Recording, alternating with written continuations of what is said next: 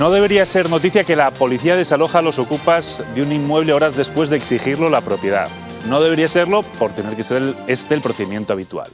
En el caso que nos ocupa, nunca mejor dicho, además de la excepcionalidad, son otros los elementos noticiables. Por ejemplo, la identidad del propietario, la Unión General de Trabajadores. UGT solicitó el desalojo del inmueble tan pronto tuvo noticia de su ocupación. ¿Por qué las prisas? Desde 2017, el histórico convento de las Recogidas en el centro de Madrid ya no es la sede del sindicato. Entonces, ¿por qué las prisas? A los de Pepe Álvarez les va mucho en la pacífica posesión del edificio, un sustancioso alquiler por una empresa hotelera, después de una recalificación del Ayuntamiento de la capital. Suena como poco a especulación y también a gentrificación. Dos de las lacras sociales más atacadas por la izquierda, salvo cuando es la izquierda quien cae en ellas. La siguiente contradicción que habrá de cabalgar la UGT será el relato histórico del convento de las Recogidas. ¿Cómo explicar que el edificio ardió durante la Guerra Civil y no por combustión espontánea, sino por la acción de los milicianos, muchos con carné de la UGT? Buenas noches, bienvenidos a La Alternativa.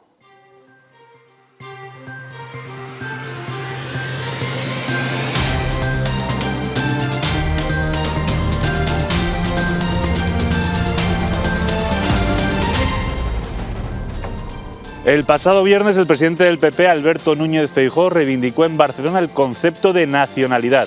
Sus palabras fueron muy aplaudidas. Anótese que las pronunció en el Círculo de Empresarios, no en el Cinturón Metropolitano, bastión del constitucionalismo español. Muchos de los cuales hoy parecen olvidar. Ayer desfiló por las calles de Madrid una exigua representación del Regimiento Inmortal, nombre con el que se conoce la marcha que año tras año conmemora en distintas ciudades del mundo la victoria soviética en la Segunda Guerra Mundial. Entre las animadoras del acto, la polémica youtuber Liusibaya.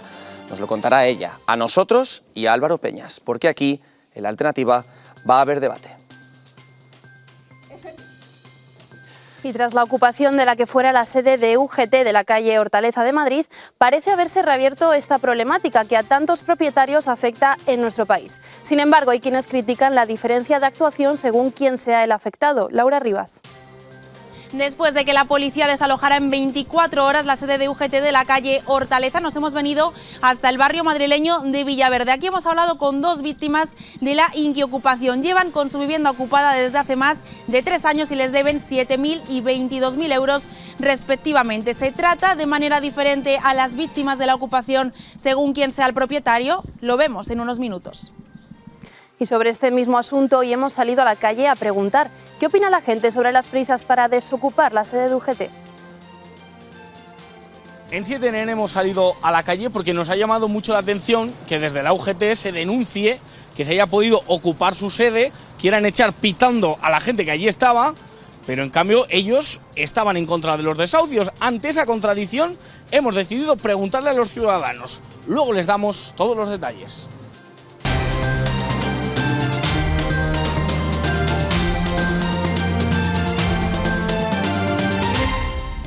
Buenas noches, Gonzalo Altozano. ¿Qué tal? Buenas noches, ¿cómo estás? Muy bien. Con el Perenoya. Muy bien. Muy comentada tu corbata en los prolegómenos de esta alternativa. Pues no sé, verde y que va con la chaqueta y a juego con la camisa, supongo. Tú siempre tan elegante, Sin eso me más, gusta. eso. Sí me gusta. Algún día me gustaría poder decir lo mismo de ti. Es que tienes que hacer todo el nudo, yo no sé, o sea que no sé hacer el nudo de la corbata siquiera. No sé, pero bueno, no pasa nada. Eso Pensaba que eras un hombre de recursos. Eso para otro día. Bueno, pues un día te enseño. Bueno, voy a proponer a las chicas en un día más que te lleven y que te enseñen a hacer el nudo de la corbata. Pero tú crees que saben. No hay programa, ¿no? Quiere decir, saben ellas también, no sé si saben o no saben. En fin. Antonio Muro, buenas noches. Muy buenas noches. Tampoco te he visto pocas veces con corbata a ti. A ver, aquí empezaste tú a marcar tendencia sin corbata y luego nos adelantaste por la izquierda. Es decir, pero vamos, si es por corbata, volveremos con corbata. No, podéis venir como queráis. Marcos Ondarra, buenas noches. ¿Qué tal? Muy buenas. Muy bien hallado. Julio Llorente. Pues no he traído ni americana. Bueno, con esa camisa no pegaría. ¿Es guayabera? No es guayabera. No, es... Cuello Mao. Mao. Se llaman cuello Mao, Sí. que es muy curioso. Es como si vas a una peluquería y dicen, te cortamos un bigote Hitler. Estaría bien. Porque es cuello Mao por Mao. Más, Claro, ¿no? no, sí. Pero bueno, cosas de la moda. Peor sería pedir un peinado Kim Jong-un en una peluquería. Por ejemplo, o pedirle que te lo hagan. Exacto. En fin, hace apenas unos días tuvimos aquí en la alternativa a Joaquín Echevarría, el padre del héroe del monopatín, Ignacio Echeverría. Recordemos que el Ayuntamiento de Alcobendas en un pleno se había negado a poner su nombre, a nombrar con la figura del héroe del monopatín a la pista de skate de la ciudad. De hecho, algunas declaraciones de ese pleno generaron bastante polémica. Por ejemplo, la representante del Partido Socialista, una de ellas, habló de indignidad como opción para nombrar esa plaza. Dijo que lo más correcto sería que fuese alguien del municipio y no alguien que no hubiese... Hoy ha pedido disculpas la concejal. Sí, tenemos novedades sobre ese asunto. Nos la cuenta Sofía Sánchez. Efectivamente, Juanma, porque tal y como lo ha confirmado su alcalde, Aitor Retolaza, de Ciudadanos, el alcalde de Alcobendas, ahora rectifica y finalmente la pista de skate sí llevará el nombre del héroe del monopatín, se llamará Nepal Ignacio Echeverría. Así es como ha transcurrido. Alcobendas rectifica. Ahora el skatepark pasará a llamarse Nepal Ignacio Echeverría. Tras reunirse con los portavoces del resto de grupos municipales, Aitor Retolaza, el alcalde de Alcobendas, pondrá al skatepark de la ciudad el nombre del héroe del monopatín. También ha presentado las disculpas públicas de la concejal socialista María Espín por sus polémicas declaraciones del pasado 28 de abril. Un nombre que han puesto nuestros usuarios, cambiarlo por alguna iniciativa, que en este caso ya le digo que vamos a hacerlo con la placa, creo que sería deshonrar ese espacio. Ignacio Echeverría es recordado por su heroica actuación durante el atentado terrorista en el Puente de Londres, donde falleció tras enfrentarse con su monopatín a los asaltantes y así proteger a otros viandantes. La propuesta del cambio de nombre contó con los votos a favor del Partido Popular y Vox, pero fue rechazada al producirse empate y decidir el voto el alcalde de Ciudadanos, Aitor Retolaza. Este rechazo provocó gran indignación en las redes sociales y gracias a medios como 7NN, que han dado voz al padre de Ignacio Echeverría. Comprendo que a esa señora pueda parecerle que Ignacio no es un referente para la juventud y está en su derecho. Ahora lo que no tiene derecho es a insultarlo, porque yo creo que el concepto de honra, quitárselo a una persona es muy grave. Alcobendas rectifica. Y además de cambiar el nombre del skatepark y colocar una placa de reconocimiento a Echeverría, se celebrará una competición anual de skate para conmemorar los actos del fallecido. Es un honor para nosotros denominar al skatepark de Alcobendas con el nombre de Ignacio Echeverría, el héroe del monopatín. Lo veíamos en el vídeo. El alcalde de Alcobendas, Aitor Retolaza, de Ciudadanos, ha rectificado y da luz verde al renombramiento del skatepark de su municipio. Nepal Ignacio Echeverría se nombrará ahora como homenaje al héroe del monopatín. Nosotros hablamos la semana pasada con su padre, Joaquín Echeverría, tras la polémica que suscitó la negativa a cambiar el nombre en un primer momento. Esta noche volvemos a contar con el testimonio de nuevo del señor Echeverría. Buenas noches. Buenas noches. En un primer momento el alcalde se niega a cambiar el nombre de la pista de skate, impulsado además por las polémicas declaraciones que veíamos en el vídeo de la concejal del PSOE, María Espín, que decía que sería una deshonra para los usuarios de esa pista cambiar su nomenclatura. Sin embargo, ahora rectifica, lo que es muy positivo, pero ¿qué motivaciones cree usted que ha tenido para hacerlo? Bueno, yo creo que se pararon a pensar en lo que había sido el pleno en el que se niega a poner el nombre. Yo insisto y vuelvo a decir lo mismo que dije entonces, que están en su derecho a poner un nombre o no ponerlo. Eso yo considero que es un derecho una decisión personal de ellos y de votar a favor o en contra o lo que quieran. A mí lo que realmente me molestó fue el insulto. Por lo demás, bueno, pues ahora cambian el nombre y conservan el nombre que popularmente se usaba, que al parecer es porque hay una zona de la pista que es muy alta y los aficionados cuando iban a patinar decían que iban a Nepal cuando se subían a la parte de arriba. He descubierto, porque me ha escrito un amigo de Ignacio, Alexis, que está en Emiratos Árabes en este momento trabajando, y me dijo que ellos iban a la pista de vez en cuando, que él había ido con Ignacio a esa pista. Bueno, pues yo supongo que Ignacio sí estará satisfecho de que se ponga su nombre. De cualquier manera, he llegado a tener miedo a que se piense que tengo una manía porque las pistas se llamen Ignacio Echeverría. Yo en realidad lo que sí tengo una cierta manía es porque la gente joven pueda usar a Ignacio como referente, porque Ignacio era una persona de buena conducta y hizo algo excepcional. Y entonces a mí me parece que en algún espacio público aparezca su nombre hace que la gente se acuerde de que existió, de lo que hizo y de cómo era. Y eso yo creo que es claramente bueno. Por lo demás, la manía coleccionista que podría parecer que tengo, no me gustaría tenerla, la verdad, es indiferente. Yo lo que sí pienso es que Ignacio fue una persona de buena conducta, fue una persona que hizo algo excepcional y que yo creo que es un buen referente para la juventud. Pero también comprendo que alguien pueda pensar que no lo es, ¿eh? O sea, las opiniones son las de cada uno. Últimamente se ha escrito un libro que se llama Ética para valientes, es un libro de filosofía en la que se analiza la evolución del concepto de héroe a lo largo del tiempo y los conceptos de honor, autoestima, etc. Y el autor me escribió y me dijo: a Ignacio están dedicadas 2 páginas del libro, pero en realidad todo el libro está impregnado de la personalidad de Ignacio. Y yo lo agradezco mucho y yo creo que sí, que efectivamente Ignacio es una persona digna de ser considerada y de ser tomado su ejemplo, porque creo que es un buen ejemplo. Desde luego, señor Echeverría, no cabe ninguna duda que su hijo es un gran referente.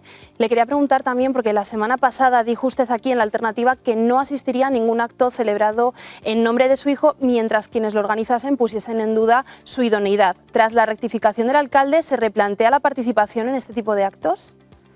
No, yo creo que esto hay que olvidarlo ya. O sea, que este tema ya, a mí me parece que ya estaba olvidado. Otra cosa es que el ayuntamiento ha decidido poner su nombre y yo tengo que estar agradecido. Pero no tiene sentido darle más publicidad a esto porque es revolver lo anterior.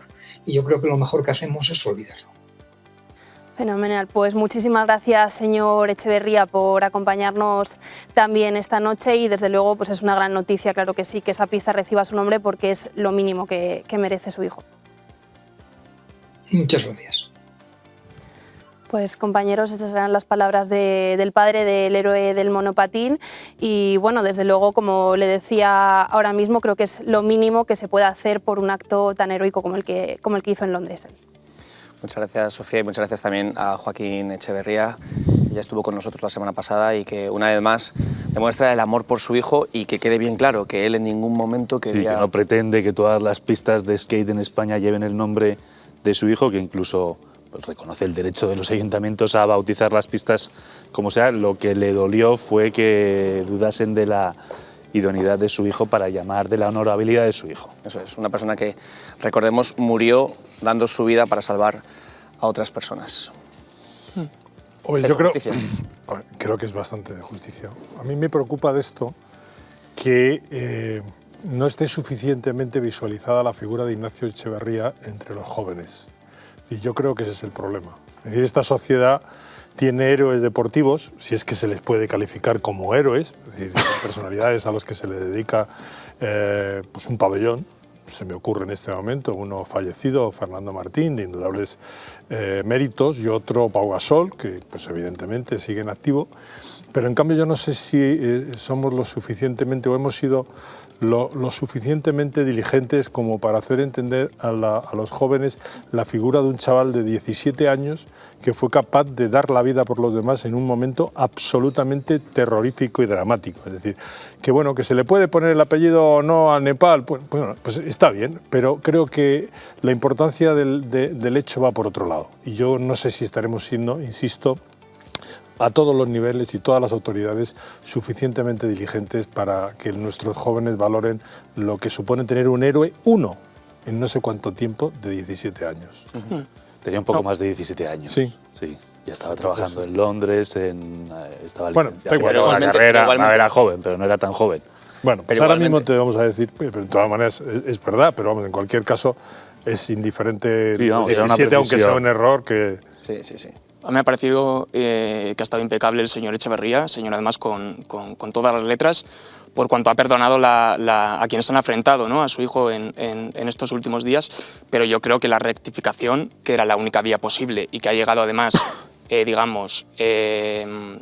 ha sido consecuencia de una movilización y de una indignación colectiva, ciudadana, a través de redes sociales y demás, no limpia el nombre del señor alcalde, del señor Retolaza, que queda absolutamente mancillado por esta decisión, y también el de la concejal socialista, ¿no?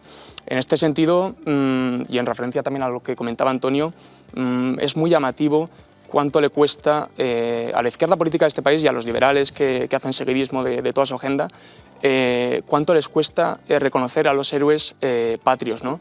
Y en este caso, qué mejor ejemplo reciente tenemos de héroe que el ejemplo de Ignacio, ¿no? que se enfrentó a los terroristas en el puente de Londres y que a todos los ciudadanos nos conmocionó con su historia. Yo creo que es una reflexión que deberíamos hacernos cuando además el callejero, bueno, creo que en Rivas Vacia, Madrid, un municipio madrileño también del sur, por ejemplo, el propio Che Guevara, que es un personaje absolutamente abyecto, tiene un pabellón en su nombre, es decir, un centro deportivo municipal, eso es. Y eso no produce ninguna urticaria a estos grupos de la izquierda, ¿no? Yo creo que deberíamos hacer una reflexión al respecto. Por aclarar, perdóname, Julio, es verdad que se me había ido la pinza con la del 2017, que fue cuando él falleció. Con la edad que él tenía, él nació en el 78, lo que quiere decir que tenía 37 años, no, 22 al 2017 más 39. Tenía 29 años. Sí. Bueno, o sea, yo creo que no cambia significativamente lo que ha dicho Antonio. Los héroes son importantes porque operan como modelos. Enseñan al hombre medio, al hombre corriente, a los que no tenemos pasta de héroes, cómo debería ser en verdad su vida. Yo la verdad que propongo que una plaza como la de Margaret Thatcher sea rebautizada y tome el nombre de Ignacio Echeverría. No entiendo por qué hay una plaza en Madrid con el nombre de Margaret Thatcher. Esa o la de Pedro Cerolo. Estaría muy bien. Bueno, sobre todo porque hay un vínculo con el skate en la llamada plaza de Margaret Thatcher. Eso no lo sabía, pero mejor que mejor.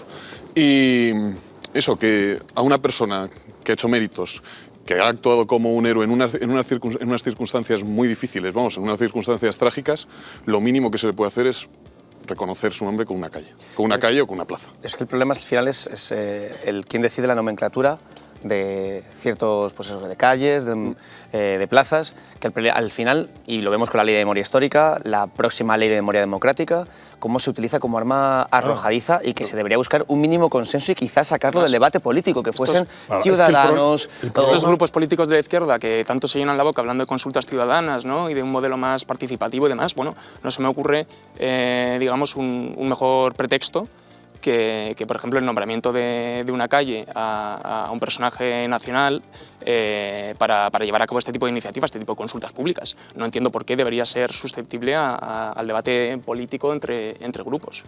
Es que yo creo que hay ciertas actuaciones que tienen que salir fuera del debate político. Yo es que no entiendo quién puede discutir, aunque sea semánticamente, la honorabilidad de Ignacio Echeverría. De verdad, es que me parece absolutamente increíble. Esto, entre comillas y metafóricamente, las sucias manos de los políticos no debieran tocar ciertos temas como alguien que da la vida por sus semejantes. A lo mejor eso es lo que molesta. A lo mejor lo que molesta eran las convicciones religiosas. Yo creo que es más bien eso. De Ignacio Echeverría. Pero bueno, es lo que tiene tener convicciones y es lo que tiene tener convicciones religiosas. Por lo tanto, si molesta, lo que no se puede hacer es tratar de enturbiarlas simplemente pues porque no nos cae bien o porque no nos gusta como pensaba. Lo que hizo fue un acto de heroísmo definido en todas las sociedades a lo largo del tiempo. Por lo tanto, punto. Sí, bueno, como por ejemplo en Barcelona Ada Colau le quita la calle al almirante Cervera por franquista, que cualquiera que sepa de historia... Era el protofranquista. Exacto. No hace falta ni saber de historia, basta con googlear y... Cronología.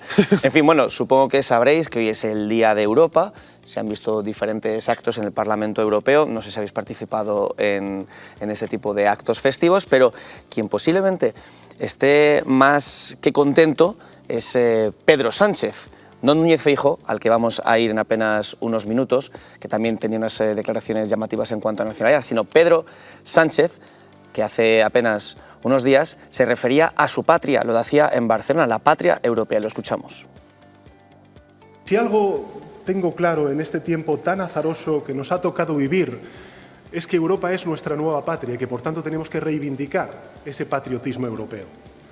Europa es una nueva y complementaria identidad a otras muchas, ya sea hoy aquí desde Barcelona, desde Cataluña, la patria española o la patria catalana. Y al frente de ese avance de Europa hemos tenido la suerte, la fortuna de contar con el liderazgo y la empatía, con la visión y el trabajo constante, créanme, el trabajo constante de Ursula von der Leyen.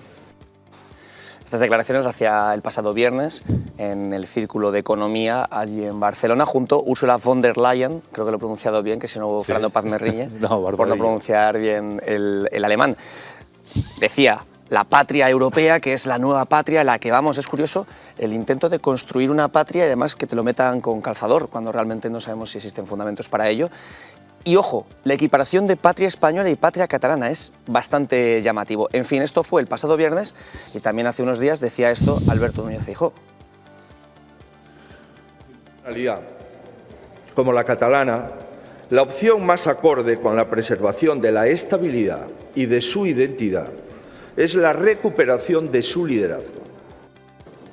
Ojo, la nacionalidad catalana. Recordemos que en la Constitución sí está recogido el término nacionalidad, pero que al fin y al cabo... Es que es un tanto... etéreo.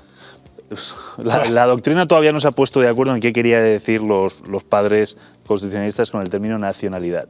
Posiblemente lo que querían hacer era hacer un guiño a los nacionalistas para integrarles en el juego democrático y se ha demostrado que no quieren participar de las políticas de Estado, por tanto, seguir haciéndoles el juego nombrando palabras como nacionalidad, no sabemos realmente a quién beneficia. Desde luego, a lo mejor a Núñez Feijóo no, pero al fin y al cabo lo que queríamos demostrar mostrando estas dos declaraciones es cómo tanto el Partido Socialista como el Partido Popular al final lo que buscan es el ímpetu hacia un globalismo, se podría decir, o por lo menos hacia una entidad supranacional, y luego el que se esté desgajando el lugar de la patria española, si decimos patria, o de la nación española, hablando de nacionalidades particulares o equiparando la española y la catalana. No es contradictorio. Hay que decir, Juanma, que Feijóo tampoco hacía una defensa del nacionalismo, más bien del regionalismo, del sentir regional de España. Se ha hablado dentro del PP que él quiere galleguizar Cataluña, es decir, aplicar la fórmula que aplica el Partido Popular en Galicia, que es una fórmula muy pegada al terreno y que la quiere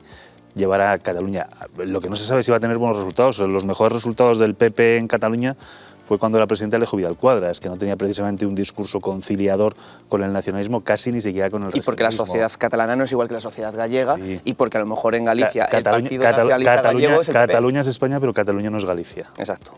No es contradictorio el globalismo con esa fragmentación de las naciones. Al final, para que el globalismo triunfe, necesita del debilitamiento de los distintos Estados-nación. Ahí está la esencia de que se integren ambos discursos, que aunque parezcan contradictorios, en realidad forman parte de una misma dinámica. Fíjate, a mí lo que me chirría de las declaraciones de Pedro Sánchez no es tanto lo de la patria catalana como lo de la patria europea. Las patrias no se construyen, florecen de abajo hacia arriba. De hecho, por eso Europa siempre se ha hablado de la patria chica, claro, que es el lugar donde ha nacido. Por eso, o sea, hay que hacer de desideologizar el concepto. Y una vez desideologicemos el concepto, podremos asumir que alguien se refiera a Cataluña como patria, incluso como nación.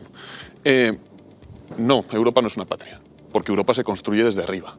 Europa es una imposición, es completamente artificial. Las patrias, si bien no son naturales y tienen un punto cultural clarísimo, no son artificiales. Europa sí lo es. Es fruto de la voluntad de unas élites que deciden crear un concepto de la nada. Bueno, tomando algunos elementos comunes, pero ya me dirá usted lo que tenemos que ver los españoles con los finlandeses. Y luego, cambiando las normas del juego cuando nos le benefician. Si la Constitución Europea no se está votando, se dijo que solamente se aceptaría si la votasen todos los países, sale que no y decimos, bueno, hacemos un truquito y si la vota el Parlamento Europeo. Efectivamente. Yo no sé si el concepto de nación está ideologizado, pero desde luego lo que está es vaciado, ¿no? de absolutamente todo tipo de contenido.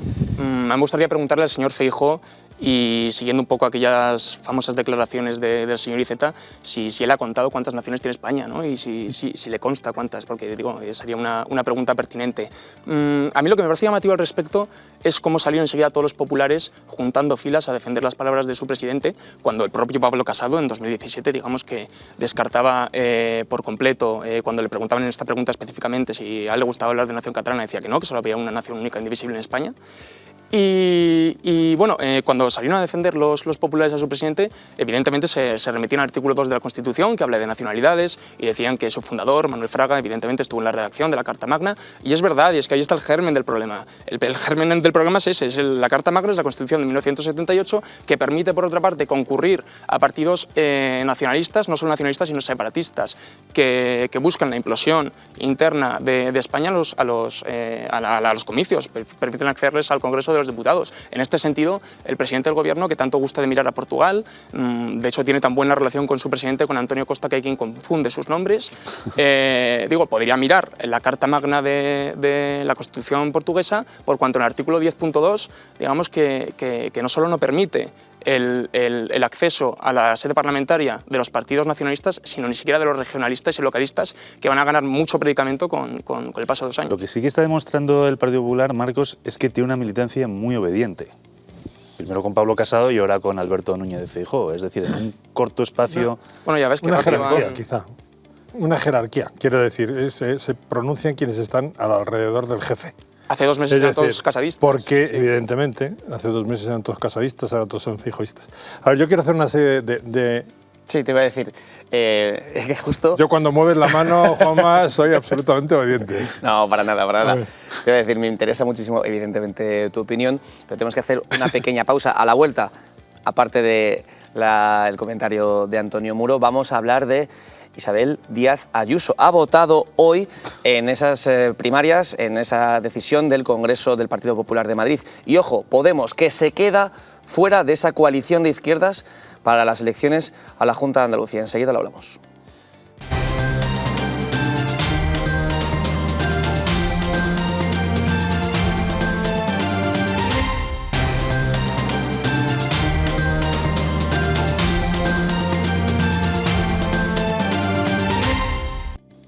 Antonio, te he dejado con la palabra en la boca. Sí, a ver, un par de cosas. Con referente a lo de Pedro Sánchez y Úrsula... von der Leyen. Von der Leyen. Creo que, como decía Julio, no puede haber una identificación de la gente de la calle, porque el concepto de Europa no se está enseñando desde la base, no se nos está haciendo entender qué es lo bueno que tenemos. Vivimos en una especie de sueño idílico que se mantuvo en este país y se ha transmitido de generación en generación desde hace décadas sobre lo que es Europa, pero Europa no tiene nada que ver con lo que la gente piensa. Europa es una élite que se lo guisa, se lo come ellos solo, y en algún momento, pues evidentemente, ese grado de desconfianza pues llegará hasta la gente que se da cuenta de que le imponen cosas que no sabe quién, las ha metido en un programa, no sabe quién lo ha redactado y no sabe quién lo quiere ejecutar, con lo cual es evidente que no puede haber nunca una identificación como patria. Por otra parte, Pedro Sánchez lo único que le interesa es desunirlo todo para ver si en esa mezcolanza sigue consiguiendo sobrevivir. Y por lo que respecta a Feijóo, yo creo que el problema de Feijóo es que no se da cuenta de que la fórmula que pretende ya se ha intentado. Se ha intentado muchas veces apaciguar al tigre, es decir, se ha intentado apaciguar a los empresarios que dieron carta de naturaleza a todo el proceso independentista, que no se hubiera podido realizar sin su apoyo, y evidentemente no funcionó porque el pueblo catalán, ni la burguesía, ni los empresarios son los gallegos. Pero volver a intentar otra vez lo que ya se ha formulado y se ha intentado solo puede conducir al mismo sitio, y es al error y por lo tanto a la desaparición del Partido Popular posiblemente en Cataluña, o por lo menos a que se quede como está.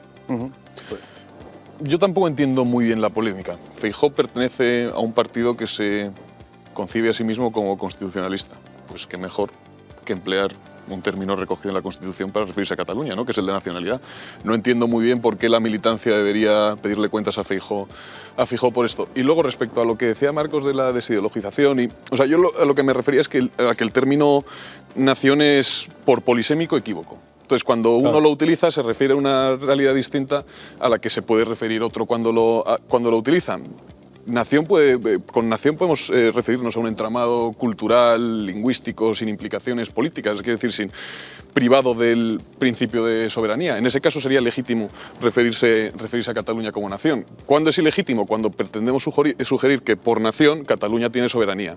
Eso crearía un problema enorme porque en un mismo territorio no puede haber dos entes soberanos, porque colisionan las que eso soberanías. mismo se pudo haber evitado en su momento, y por esa política de pacto sostenida por el Partido Socialista cuando llegó la famosa ley de armonización del proceso autonómico, en donde se da carta de naturaleza a todo este tipo de entramado, cediéndoles todas las transferencias. Entonces es dejando al Estado prácticamente vacío y sin absolutamente nada que poder ejecutar. Y claro, cuando llegas al poder en un sitio como los nacionalistas, antes decía Juanma que no querían entrar en los entresijos del Estado y que se les quería contentar con el término nacional. Claro que querían entrar, lo quieren entrar para descomponerlo desde dentro. Es decir, lo que están haciendo es utilizando todos los resortes que le permite el poder, de la mano de Pedro Sánchez, que es el gran maestro del circo de pistas, de 3 pistas o de 4 o de 5, las maneja todas, simplemente para todas las instituciones del Estado, acabar con ellas o pervertirlas o ponerlas y ahí es importante enfatizar que Pedro Sánchez no es una anomalía histórica, o sea, que todos los líderes, o sea, que todos los presidentes del gobierno, todos los partidos políticos nacionales se han apoyado en los partidos separatistas para gobernar, empezando pero yo creo por el que, PP Julio, de Aznar. Pedro Sánchez ha ido un paso más lejos. Es el hombre Pedro que Sánchez se ha alineado con una corriente internacional, es decir, que evidentemente tiene mucha raíz en todos los procesos, como el proceso de Puebla o como en Hispanoamérica, que lo que pretenden es desmontar el Estado, cosa que no se había intentado hasta ahora. Bueno, se había intentado chalanear, pero lo que se pretende ahora es desmontar el Estado desde dentro. Y cuando lleguen al Tribunal Constitucional, que será el que tenga que admitir esa fase final de desmontar las instituciones con la aprobación de ciertas leyes, lo habrán conseguido. En fin.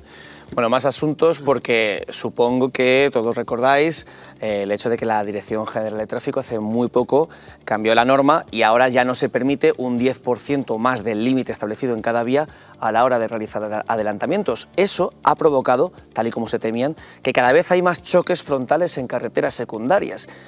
Se supone que es una medida que, en vez de incrementar la seguridad, lo que de momento está haciendo es aumentar, pero la recaudación, que es el único objetivo para muchos de la DGT. Más medidas polémicas. Esta seguro que trae incluso más revuelo, nos la cuenta Paloma Guardia.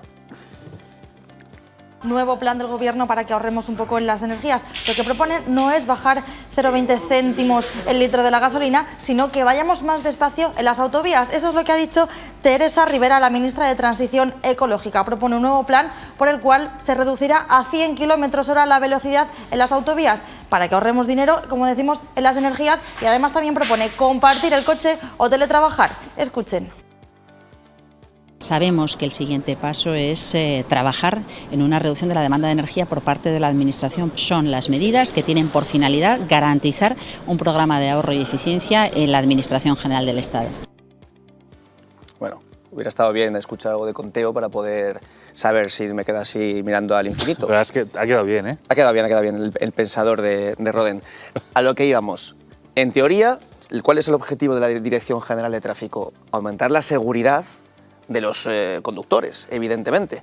Y lo que estamos viendo es que lo que se busca es el afán recaudatorio y supuestamente cuidar el medio ambiente, cuando en realidad lo que van a conseguir bajando la velocidad a 100 kilómetros es que, pues eso, más y más multas. Porque estamos más que acostumbrados a conducir todos prácticamente a 120 por una carretera como una autovía, una autopista en la que hay máxima seguridad. Ese es el problema de ideologizar las instituciones, que cuando las ideologizas dejan de perseguir el fin que les es propio. El de la DGT es velar por la seguridad de los conductores. Pues ahora nos enteramos de que no, de que es velar por el medio ambiente y ya si eso después, velar por la seguridad de los conductores.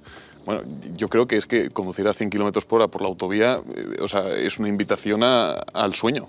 O sea, yo que tengo que conducir, espero que no haya nadie de la DGT escuchando, a 150 en los viajes para no quedarme dormido. O sea, como tenga que conducir a 100, bueno, es que pues, supongo que acabaré un día estampado contra un guardarraíl o algo así, probablemente. Digo, es una norma que abunda en el afán evidentemente recaudatorio del actual Ejecutivo, pero también en el afán intervencionista, ¿no? Y es que cada vez parece que un interés más desinhibido, más explícito, por modular nuestras conductas, nuestras actitudes, ya sea en privado, ya sea en público, por ejemplo, ¿no? Y siempre con la connivencia de cierta izquierda mediática que incluso busca nuevos términos en inglés, ¿no? Para hablar de cohousing, de comparte ahora tu coche, comparte ahora tu vivienda, no, mejor que pongas la lavadora por la noche y demás. Es decir, es una medida que sería ridícula, anecdótica, si no viniera a reflejar una conducta o una ideología de fondo que es bastante intervencionista, ¿no? A mí en este sentido sí que me preocupa.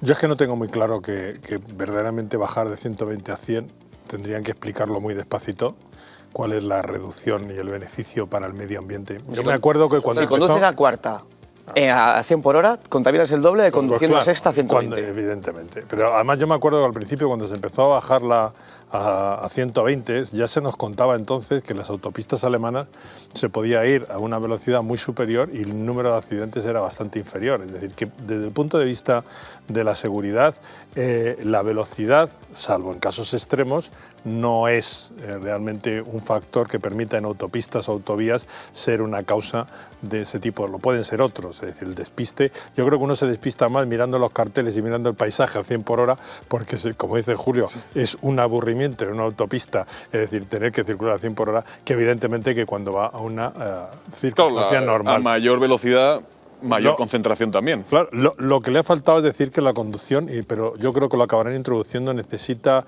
un punto socioafectivo también, es decir, porque ecológico ya lo sabemos, sanitario también, entonces ya entra en el medio ambiente, en nuestra salud, y ya le falta la conducción socioafectiva. Es importante considerar la dimensión que pueda tener respecto al género esta medida. Sí, supongo que tendrá alguna relación con el género. No, lo acabarán.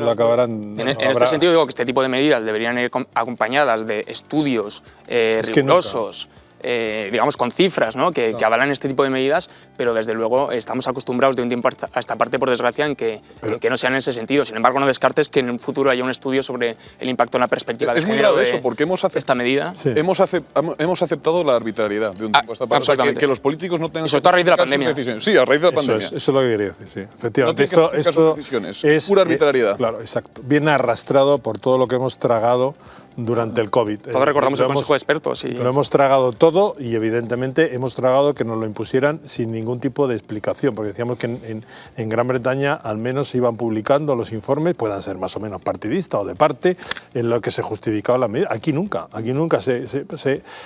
nos acordamos todos, lo hablamos mucho en esta mesa, del famoso informe que dijo Carolina Arias que justificaba y que nunca llegó a publicarse ni los informes alemanes ni americanos. Quiero decir, y esto pues procede de lo mismo. Si al menos lo hubieran intentado explicar con algún informe. Sí, y si lo explicasen, cómo es posible que esa reducción del 10% para realizar adelantamientos, cuando se confirma que aumenta la siniestralidad, que aumenta los choques frontales en carreteras secundarias, que son algunas de las principales de la tipología de causa de muerte dentro de los diferentes accidentes, cuando se ven esas cifras, ¿cómo se pueden seguir manteniendo esas normas? No, desde luego no tiene mucho sentido, y es que simplemente porque lo que se está buscando es imponer cada vez más radares de tramo, porque las carreteras secundarias, si tú pones un radar de tramo, pero existe la posibilidad de que haya un 10% de incremento con respecto a la velocidad máxima para realizar adelantamientos, se te viene abajo la posibilidad de meter radares de tramo porque no los podría sancionar. Es la forma que pretende la DGT de recaudar, recaudar y recaudar. Por cierto, Pere Navarro, el presidente, el director general de la Dirección General de Tráfico, que no tiene ni carnet de conducir. Claro. Tampoco se le va a inhabilitar para el cargo, pero cuanto menos es un dato llamativo. En fin, hablamos en este caso de otro asunto. Como los de Silicon Valley, que no les dejan a sus hijos jugar con las apps. Eso es. No les dejan comprar un móvil hasta los 16 años. Que no se vacunaron. Eso, también. En fin, decíamos, un suceso bastante desgraciado, que por suerte no ha acabado de forma fatal, pero que aún así tenemos que reseñar, el del apuñalamiento en las fiestas patronales de Arroyo de la Encomienda, en la provincia de Valladolid. Allí un joven de 18 años fue rodeado por otros 4 jóvenes que, además de agredirle, le asestaron 4 puñaladas, 4 golpes con un puño americano que le habría producido diferentes heridas. Como decimos, ya ha sido dado de alta, pero el susto queda ahí. Este joven, por cierto, es el hijo de Marta Sanz, que fuera la que fuese procuradora de Ciudadanos. En fin, nos cuenta Laura Luengo todo lo ocurrido. Sacaron un punzón y gritaron «matadle». Así cuenta Marta Sanz, la exprocuradora de Ciudadanos, el apuñalamiento de su hijo de 18 años. 4 individuos le atacaron en las fiestas de Arroyo de la Encomienda, en Valladolid. Pero la agresión no terminó ahí. Los sujetos continuaron propinándole una brutal paliza ya en el suelo. 6 puñaladas en la espalda y el costado, además de un ojo hinchado y golpes en la cabeza. Uno de los 4 atacantes ya ha sido detenido y puesto en libertad. Otros 2 han sido identificados y están pendientes de localizar. El hijo de Sanz no fue el único en sufrir la falta de seguridad. Otro joven de 24 años también fue atendido por heridas de arma blanca. Las muestras de apoyo desde las filas naranjas no se han hecho esperar. Y pidiendo colaboración para encontrar a todos los agresores. Una agresión más que se añade a las múltiples sufridas en las pasadas semanas. Bueno, pues para hablar de este suceso tenemos a la madre de la víctima, a Marta Sanz, decíamos, exprocuradora de Ciudadanos. Señora Sanz, buenas noches. Hola, buenas noches. Bueno, hemos resumido más o menos lo ocurrido. Cuéntenos qué es lo que pasó y sobre todo cómo está antes de nada su hijo, si fue dado de alta y en principio no reviste más gravedad las heridas sufridas. Fue dado de alta en la mañana de ayer. Tiene 2 heridas que son las más graves porque han tenido que necesitar de puntos de sutura. Y sí quería puntualizar algo. La delegación del Gobierno y el subdelegado están insistiendo en que es con un puño americano, pero no es así. Es como el mismo parte dice, que son heridas punzantes y las formas son puntiformes, es decir, que no corresponden de un puño americano, no corresponden a una agresión que tendrían que ser esas heridas pues contusas, ¿no? y unas marcas, y sin embargo lo que tiene incluso en su ropa son agujeros de un punzón o de un arma punzante, si no queremos llamarlo punzón, pero bueno, así me lo dijo también la propia doctora, que las heridas eran punzantes y que ella misma me relató que era un punzón. Lo que pasó, pues nada, él estaba en las fiestas con sus amigos, se encontró a un antiguo compañero del colegio, se quedó saludándole sentado en una de las gradas y ahí se acercaron estos 4 energúmenos y bueno, pues les dijeron algo. Mi hijo pues trató de no hacerles caso y les debió decir que le dejaran, no sé exactamente el fin. Él quería simplemente quitárseles de encima y simplemente por decirles déjame en paz o tal, le empezaron a golpear ya ahí en la cabeza. Esa fue la primera agresión, los golpes en la cabeza. Y luego él consiguió levantarse, ponerse en pie y según se iba le llamó por teléfono uno de sus mejores amigos para saber dónde estaba porque se había quedado retrasado. Y los agresores, cuando le vieron que estaba hablando por teléfono, empezaron a gritarle que a quién había llamado. Él, inocentemente, pensando que con eso lo solucionaba, les entregaba el móvil diciendo que miraran ellos mismos, que él no había llamado a nadie, que había recibido la llamada. Y lo siguiente que le pasó es que estaba ya rodeado. Uno gritó matarle, empezó a darle golpes en la sien, en la cara, y de repente empezó a sentir golpes muy fuertes por la espalda, el tórax, y bueno, pues por desgracia no eran golpes, eran punzadas de un arma punzante que le estaba atravesando y le atravesó hasta en 6 ocasiones. En una de las heridas 2 de ellas tuvieron que explorarlas, que son las que tienen puntos. Y bueno, también le hicieron una radiografía para descartar la perforación de uno de los pulmones. Que Marta, sí. Disculpe. ¿Ha hecho usted un llamamiento en las redes sociales para que les ayuden a identificar a los agresores? Han recibido muchas respuestas de ánimo por parte de muchos dirigentes de Ciudadanos, ¿pero han recibido alguna pista para la identificación? Sí, a través de las redes sociales ha habido gente anónima que me ha mandado audios e imágenes para poder dar con la identificación. La colaboración ciudadana ha sido fabulosa. La policía local de Arroyo de la Encomienda hizo una labor encomiable y la Guardia Civil, que ha tomado pues todos los papeles para ya la investigación, están empleándose a fondo y debo de estar agradecida de su labor. Y también quiero agradecer al resto de formaciones, tanto Vox como Partido Popular, que también se han puesto en contacto conmigo, o bien a través de redes o bien llamadas y mensajes, para apoyarme, ofrecer ayuda y dar apoyo. Sanz ha dicho de que le queríamos hacer dos preguntas más. Ha dicho Partido Popular y Vox. No sé si ha recibido la llamada de algunos otros grupos.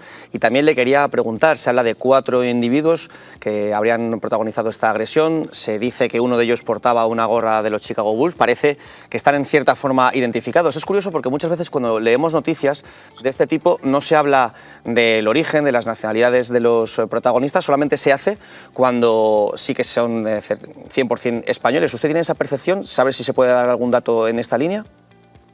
Desconozco las nacionalidades de todos. De uno sí que sé que es español, que es el que fue ayer detenido y posteriormente puesto en libertad, cosa que me dejó perpleja porque no lo entiendo, porque además era uno de los que había sido identificado tanto por mi hijo, que es el agredido, como por 2 testigos que acudieron también a formular una denuncia al cuartel. No lo entiendo. Alguna explicación tendrá la Guardia Civil, algún tipo de la investigación, que bueno, pues con la paciencia sabremos en qué consiste. Las otras personas que han sido identificadas desconozco completamente su procedencia y demás. Perfecto, pues señora Sanz, muchísimas gracias y esperemos que su hijo termine de recuperarse y sobre todo también que den con estos energúmenos, por decirlo de alguna forma, y que paguen por lo que hicieron. Muchísimas gracias y buenas noches. Muchas gracias.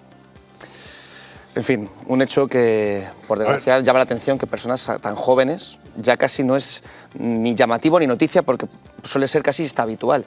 Porten, no sabemos si puño americano con algún tipo de objeto punzante, un punzón directamente, lo peligroso que es clavarle a una persona un punzón, que puedes destrozarle un órgano vital, que puedes dejarle secuelas de por vida, que le puedes provocar una hemorragia fatal y que este tipo de cosas se lleven tan naturalmente a unas fiestas de un pueblo. Están empezando a ser realmente un problema el uso de este tipo de armas blancas. Yo voy a referirme a un dato que publica hoy la prensa de Valladolid, en donde dice que un testigo ha declarado, además de lo de matarle, que sí que lo escucho, ha declarado que uno de ellos era magrebí y que en un momento determinado él pudo escuchar que le decía a otro de los atacantes, di que has sido tú, que yo estoy harto de ir a juicios. Sí, yo le he preguntado a la señora Sanz por el origen de los agresores. Hay muchos indicios y muchos testigos que hablan que uno de ellos, como indicabas, es un menor extranjero no acompañado, un MENA tradicionalmente que reside cerca de la localidad, que tiene varios asuntos anteriores y que le habría pedido a otra persona que declarase. En cualquier caso, todo esto son especulaciones porque son declaraciones de testigos, no están probadas, pero sí que puede haber algún indicio en esa... Pero el problema es que puede haber gente que primero, en un incidente de este tipo, al día siguiente, si hay testigos que lo corroboran, esté ya en la calle en las siguientes horas. Es decir, que se supone que es el juez el que lo ha puesto, que la Guardia Civil lo pondría a disposición judicial, puesto que hay testigos y que debe de haber sido el juez el que lo ha dejado en la calle. Y luego que haya menores, sean de la etnia, raza, color que sea, que tengan una serie de procedimientos abiertos por uso de la violencia y que sigan todavía acampando por las calles, pues es que realmente es difícil explicable, pero es verdad que cada vez se da más. No solo no hay contundencia para con los agresores, sino que ni siquiera hay un respaldo institucional fuerte. A mí me sorprende, por ejemplo, que haya tal diferencia de versiones entre el entorno de la víctima y la propia delegación del Gobierno, y el entorno de la víctima, además, su versión viene respaldada, digamos, por el parte de urgencias, es decir, que ahí se produjo una herida punzante, por eso se habla de un punzón, y venga la delegada del Gobierno en Castilla y León, que se llama Virginia Barcones, a hablar de puños americanos, y lo que parece más ignominioso es que ante esta agresión brutal entre 4 personas a una, al grito de matarle, haya hablado en términos de pelea, ¿no? Una pelea, como comúnmente se entiende, al menos como lo entiendo yo, es como una bronca en la que intervienen entre iguales, en la que intervienen 2 partes, ¿no? Y al parecer fue una agresión cobarde, brutal, y en la que una de las partes no tuvo posibilidad alguna de defenderse. Ahondando en lo que dice Marcos, a mí lo que me impactó del testimonio de la madre del agredido, de Marta Sanz, es que ni Podemos ni PSOE y otros partidos políticos le han expresado su solidaridad a la víctima y a la familia de la víctima. O sea, solo se ha referido a PP y a Vox cuando ha agradecido a los partidos su solidaridad. Creo que ante un hecho como este debería haber unanimidad, ¿no? O sea, en la condena, en la solidaridad con la víctima, con el agredido. O sea, es que de verdad se me escapa esto. Sobre todo porque en las primeras horas siempre te cabe la posibilidad de que exista un tinte político, y porque ella fue procuradora de Ciudadanos. Entonces, en las primeras horas que al hijo de una procuradora de Ciudadanos le hubieran apuñalado... Pero siempre hay víctimas de primera y víctimas de segunda, porque algunas te fastidian el relato político y otras, pues bueno... Pero en este caso, habiendo un español de por medio, no siendo todos ellos inmigrantes o extranjeros, digo, no entiendo qué relato fastidia... Bueno, pero esperemos a ver la identidad de los cuatro, ¿no? Sí. Es decir, claro, pero habiendo un español de por medio, tampoco entiendo muy bien por qué le iba a fastidiarles el relato. Y es que aunque les fastidiase el relato, esto es simple... es como hablábamos antes con Echeverría. Sí. Es un tipo de... Hay cosas que están por encima de la política y que no deberían estar. Bueno. Deberían estar. Que deberían estar por encima de la política, y desgraciadamente en este país no lo están, y comienza a haber más este tipo de situaciones que no pueden o que no les dejan estar al margen de la política. En fin, bueno, vamos con más asuntos, porque hoy comparecía Yolanda Díaz, que estaba presentando el Estatuto del Becario. Ojo, lo han comentado aquí tanto en el plató de 7 al día como en el de 7N Noticias, luego lo podremos comentar. Hay que regular la situación de los becarios en España, que muchas veces están desempeñando funciones que no les corresponden y no están cobrando... Algunos lo hacen la declaración de la renta a su jefe. Efectivamente, se van más tarde que el jefe de trabajo. Por el de Pedrerol, que se ha convertido ya en una figura, con todo el cariño hacia Pedrerol y por supuesto hacia el becario de Pedrerol, que hace anuncios. Sí. Yo he sido becario de Pedrerol, de hecho. En fin, pero no hablábamos estrictamente de eso, sino de las declaraciones de Yolanda Díaz después de ese anuncio, porque ya sabemos cuándo va a iniciar su proyecto político en solitario. Y la pregunta que se hace Paloma Guardia es, ¿con qué compañeros de viaje lo hará? Lo vemos. Yolanda Díaz sigue adelante con su proyecto para dar voz a los jóvenes en el trabajo. La vicepresidenta segunda del Gobierno se ha reunido este lunes con varios representantes de estudiantes y ha asegurado que acabará con el uso fraudulento de los becarios. Díaz no ha perdido la oportunidad y recuerda que pronto dará comienzo a su proyecto para mejorar la situación económica en España. El proceso de escucha que voy a iniciar con carácter inmediato y probablemente después de las elecciones andaluzas nada tiene que ver con esto. La vicepresidenta asegura que quiere reconstruir el país social, económica y emocionalmente durante la próxima década. Y para ello quiere ensanchar la mirada, que quiero escuchar a todos los colectivos sociales. Por eso promete recorrer el país y escuchar todas las voces. Y que tiene como gran reto levantar una propuesta, un proyecto de país para los próximos 10 años. Eso sí, no ha aclarado si para este proyecto contará con los líderes actuales de Podemos, ni con Mónica Oltra, Ada Colau, Mónica García y Fátima Hamed, con las que hasta hace muy poco iba de la mano. No tengan ninguna duda de que me voy a seguir levantando a las 5 de la mañana cumpliendo con mis obligaciones como vicepresidenta del Gobierno y sacrificándome personalmente para recorrer mi país con mi coche, con mis recursos. Yolanda Díaz tiene hasta el próximo 20 de junio para decidir quiénes serán sus acompañantes, si es que los tiene. Y ojo, más preguntas en torno a Podemos. Parece que Yolanda Díaz marca distancias, ahora lo debatiremos. Más preguntas en torno a Podemos. ¿Qué van a hacer en Andalucía después de quedarse fuera de esa coalición de izquierdas, con lo que ello supone sobre todo a nivel económico? Una noticia bastante llamativa. Yo siempre soy puntual, siempre llego a mi hora. Tú que eres bastante impuntual, Gonzalo Altozano, seguro que te ha pasado eso de entregar tarde algo, como le ha pasado a Podemos. Pero en fin, eso lo analizamos. Me representa. Por una vez Podemos me representa. Yo habría hecho lo mismo. Lo vemos en apenas unos instantes.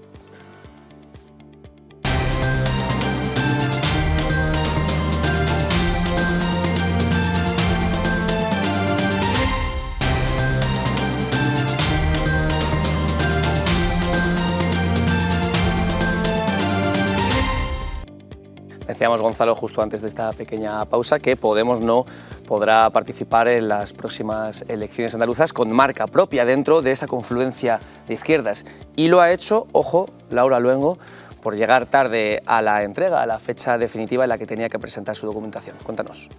si la Junta Electoral de Andalucía ha rechazado incluir a Podemos en la coalición andaluza de izquierdas. La Junta, que se ha reunido este lunes de manera extraordinaria y ha resuelto en contra el escrito de subsanación por error material que presentaron Izquierda Unida y los demás partidos de coalición de Por Andalucía. Estos pedían incluir a Podemos y a la Alianza Verde dentro de la coalición andaluza de izquierdas.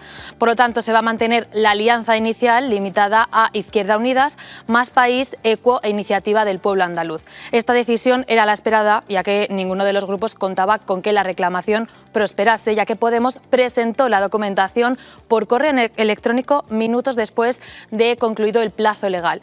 Agotada esta vía jurídica, se abre ahora otro proceso de negociación entre las 6 formaciones para elaborar las listas electorales que finaliza el próximo lunes 16 de mayo.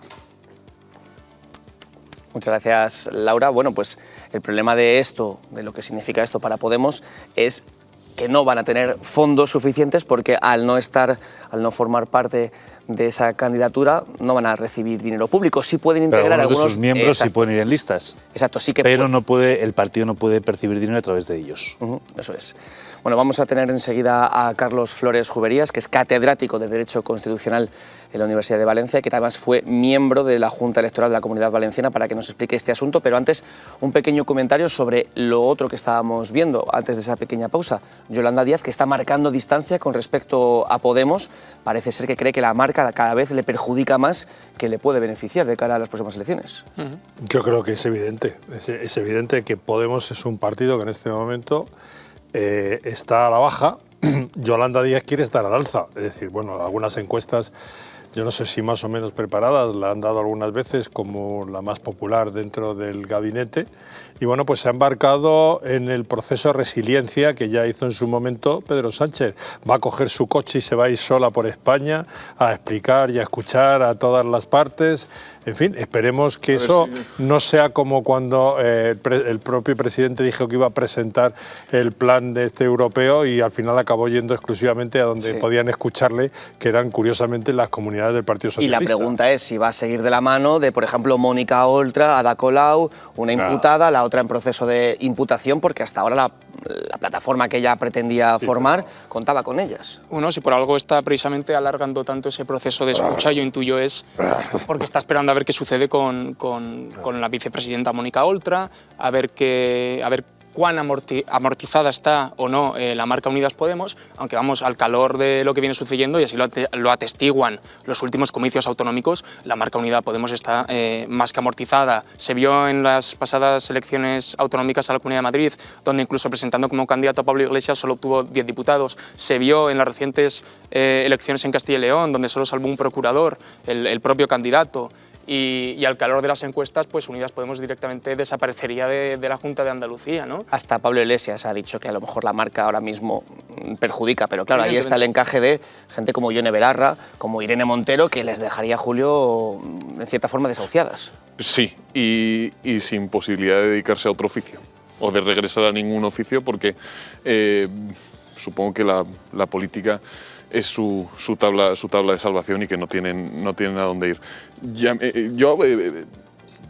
Es verdad que Podemos está sumido en un proceso de decadencia, que probablemente perjudique más a Yolanda Díaz que la beneficie, pero también es verdad que Podemos es un partido asentado nacionalmente, o sea, a pesar de no haber concurrido en algunas comunidades autónomas con su nombre, o sea que si bien está en decadencia, las encuestas le atribuyen, qué sé yo, 35 diputados. Por tanto, yo no me apresuraría a descartarlos. Si fuese Yolanda Díaz, no me apresuraría a descartarlos. Y luego, respecto a lo de la impuntualidad, a mí me cuesta mucho pensar que esto no haya sido adrede. Puede ser. Para evitar, o sea, si atendemos a las proyecciones electorales de las encuestas, va a ser un fiasco. O sea, piensa la cantidad de dinero, el dinero que se quedan sin recibir por no formar parte de esa coalición, con lo que eso supone en cuanto a publicidad electoral, en cuanto a dinero. Pero también se libran de invertirlo. Sí. Quiero decir, y vaticinando un fiasco, quizá quieran evitar el desgaste y que el desgaste lo asuma solo Yolanda Díaz. Y poder decir después, miren, se ha presentado a las elecciones la coalición con la candidata designada por Yolanda Díaz y el resultado ha sido este. Sí, el problema es que si el resultado para ellos es todavía peor, Es decir, imagínate cómo puede acabar la cosa. Que incluso no se presenten a las elecciones. Bueno, pues para saber exactamente si esto tiene algún tipo de carácter, sobre todo la legalidad dentro de este veto, el hecho de que finalmente la Junta Electoral no haya permitido que formen parte de esa coalición. Vamos a hablar con Carlos Flores Juberías, lo habíamos anunciado hace apenas unos instantes, que es catedrático de Derecho y que además ha formado parte de la Junta Electoral, en este caso de la Comunidad Valenciana. Buenas noches, señor Flores. Hola, ¿qué tal? Buenas noches. Carlos, ¿es un caso insólito este que acabamos de vivir con Podemos en Andalucía? ¿Se tiene noticia de otros precedentes de esta magnitud? Bueno, que hayan partidos que lleguen tarde para presentar su documentación no es desde luego una noticia, sucede con cierta frecuencia, pero que sea un caso tan sonoro y con tantas consecuencias como este no es habitual. En este caso, lo que sucede no es tanto que se llegue tarde a la presentación de unas candidaturas como que se llega tarde a la formalización de una coalición. La ley electoral establece el artículo 44 que los partidos que quieran concurrir formando parte de una coalición tienen que dar cuenta de que van a hacerlo en los 10 días inmediatamente siguientes a la convocatoria de las elecciones, a los efectos de que conste que forman esa coalición, de quiénes la integran, de cuáles son sus siglas, de cuál es el criterio de reparto de gastos y de ingresos. Y lo que ha sucedido es que Podemos no llegó a tiempo de incorporar su nombre y sus documentos a la formalización de esa coalición y se ha quedado fuera. Porque, por cierto, los otros 4 partidos sí que tuvieron la precaución de registrar esa coalición a 4 cuando quedaban apenas unos minutos para que terminase el plazo. El problema no radica solo en que esos papeles llegaron tarde, el problema es que en tiempo y forma sí que hay una coalición formada, solo que sin Podemos. Conoce de manera precisa la vía interna de los partidos, pero nos preguntamos qué otras cosas tienen que hacer que tener listas las candidaturas para presentarlas a tiempo. Pero no le vamos a preguntar por esto. Se dice, Carlos, que algunos miembros de Podemos sí que van a integrar la coalición, pero entendemos que a título de independientes o como miembros de la coalición. ¿Podrá recibir Podemos fondos de esta coalición? ¿O estaríamos ante un delito? La pregunta que no me ha hecho. Cuando me preguntaba qué es lo que tienen que hacer los partidos a la hora de formalizar una coalición. Bueno, en términos generales se tienen que poner de acuerdo en los criterios de organización y de operación de la coalición. Lo que sucede es que, si nos hemos de fiar, por lo que se ha publicado estos días en la prensa, la desconfianza entre los partidos concurrentes era tan grande que estaban negociando hasta el último milímetro de su sistema de relaciones. ¿Quién iba a encabezar qué lista? Por supuesto, pero ¿cómo se iban a repartir los puestos de responsabilidad del grupo parlamentario? ¿Quién iba a tener la voz cantante en qué debates? Y claro, pues les ha faltado unos minutos para acabar de cerrar todo ese enorme entramado de acuerdos internos. Ahora a Podemos le quedan 2 posibilidades. Una es concurrir en solitario. No está en la coalición por Andalucía, puede concurrir en solitario y tiene 5 días para formalizar su candidatura, si así lo quisiese, que por supuesto concurriría en concurrencia, en oposición a esta coalición y al resto de los partidos concurrentes. La otra posibilidad que tiene es la de integrar a sus militantes o a sus líderes dentro de las listas de esta coalición como independientes. Claro, el problema radica en que si Podemos no está en la coalición, no está en los órganos decisorios de la coalición, no está en condiciones de defender sus intereses dentro de la coalición, no está en condiciones de poner condiciones o de exigir cuotas. Se tendrá que conformar con lo que los demás partidos le quieran dar. Y en estas circunstancias de debilidad, pues es muy probable que los acuerdos ya suscritos o ya apalabrados valgan muy poco. Pues señor Flores, muchísimas gracias por su testimonio y esperamos volver a tenerle pronto en la alternativa. Siempre contaremos con su opinión, que es más que valorada, sobre todo en un asunto legal como este, que muchas veces leemos los titulares y no sabemos cuál es el trasfondo político y judicial en este caso. Muchísimas gracias. A ustedes, encantado. Bueno, lo hemos comentado al comienzo de la alternativa. Qué rápido se producen los desahucios cuando los afectados son, por ejemplo, sindicatos, la Unión General de Trabajadores. En este caso, eso a muchos les molesta porque hay personas, recordemos, que llevan años con sus viviendas ocupadas y no encuentran solución legal a un problema que les supone dinero y, por supuesto, un disgusto bastante profundo. Laura Rivas, por ejemplo, nuestra compañera, ha estado esta mañana con 2 de los afectados que reclaman por qué a ellos no se les soluciona la ocupación de sus viviendas tan rápido como a la UGT, lo vemos. El domingo por la mañana la sede de UGT era desalojada en 24 horas después de que el sábado los ocupas tomaran esta sede de la calle Hortaleza. Un sindicato, el de UGT, que apoyó el decreto antidesahucios del Gobierno y que se ha mostrado en contra en varias ocasiones del desalojo de los ocupas. Estamos en el barrio de Villaverde. Aquí hemos hablado con 2 víctimas de la inquiocupación. Fíjense, de hecho, en este piso que tengo a mi espalda. Lleva inquiocupado desde hace 3 años y deben más de 7.000 euros a la propietaria. Aquí es cuando entran en juego las víctimas de la inquiocupación. Después de que la sede de UGT fuera desalojada en 24 horas, se preguntan si hay 2 tipos de clases sociales. Por un lado, la de los sindicatos y por otro lado, las de los ciudadanos de a pie. Hemos estado con ellas, con Yolanda y con Paloma. Escuchen lo que nos han dicho. Que en nuestros casos no se sigan declarando falsos vulnerables, como es mi caso, como es el caso de esta vivienda que está ahí situada. ¿Vale? La primera planta, vivienda que desde mayo del 2022, como os digo, está ocupada. Mi caso está derivado a servicios sociales, que se encuentra justo 2 calles más atrás. No he podido criar a mi hijo, porque yo tenía que trabajar, yo tenía una mano adelante y otra atrás para tener ese piso. Y una vez que lo tienes y estás jubilada, entonces ahora resulta que no tienes nada, que te lo han quitado. Pero que el derecho a la propiedad es mía, yo tengo mis escrituras, a mí nadie me ha ayudado a pagar mi casa, que yo tenía que salir todas las mañanas a trabajar para poderlo pagar y dejar a mi hijo en un sitio con mi madre, porque no teníamos nada. Bueno, decía Yolanda Florín, que es la portavoz de la plataforma de afectados por la ocupación, le comentaba a nuestra compañera Laura Arribas, que a ella le parece bien lo que ha pasado con la UGT. Sí, a la plataforma de afectados le parece muy bien. Exacto, el problema es que ¿por qué no se soluciona de la misma forma con ellos? Y claro, el criterio de la UGT cambia mucho cuando son ellos los ocupados, lo hemos visto, cómo reclamaban ese desalojo por el bien de los trabajadores, a cuando otros eran los que se quejaban de que ocupaban sus casas. Por ejemplo, la Ingobernable, recordemos que esta agrupación lleva tiempo ocupando un edificio en el centro de Madrid. En este caso, cuando ocupa el de la UGT, dice que se les ha negado cualquier tipo de diálogo, que les comparan con fascistas y que les han mandado a los antidisturbios. Lo vemos.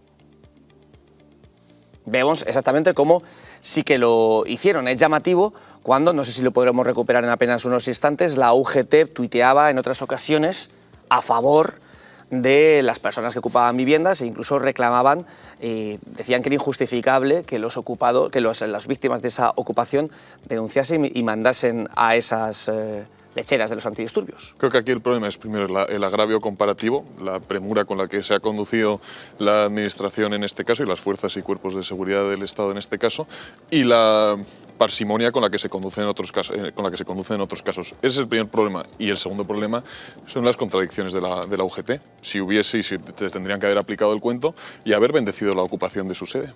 ¿No? Bueno, yo creo que a estas alturas todos sabemos que uno de los lemas oficiosos de la UGT es el haz lo que yo digo, no lo que yo hago, ¿no?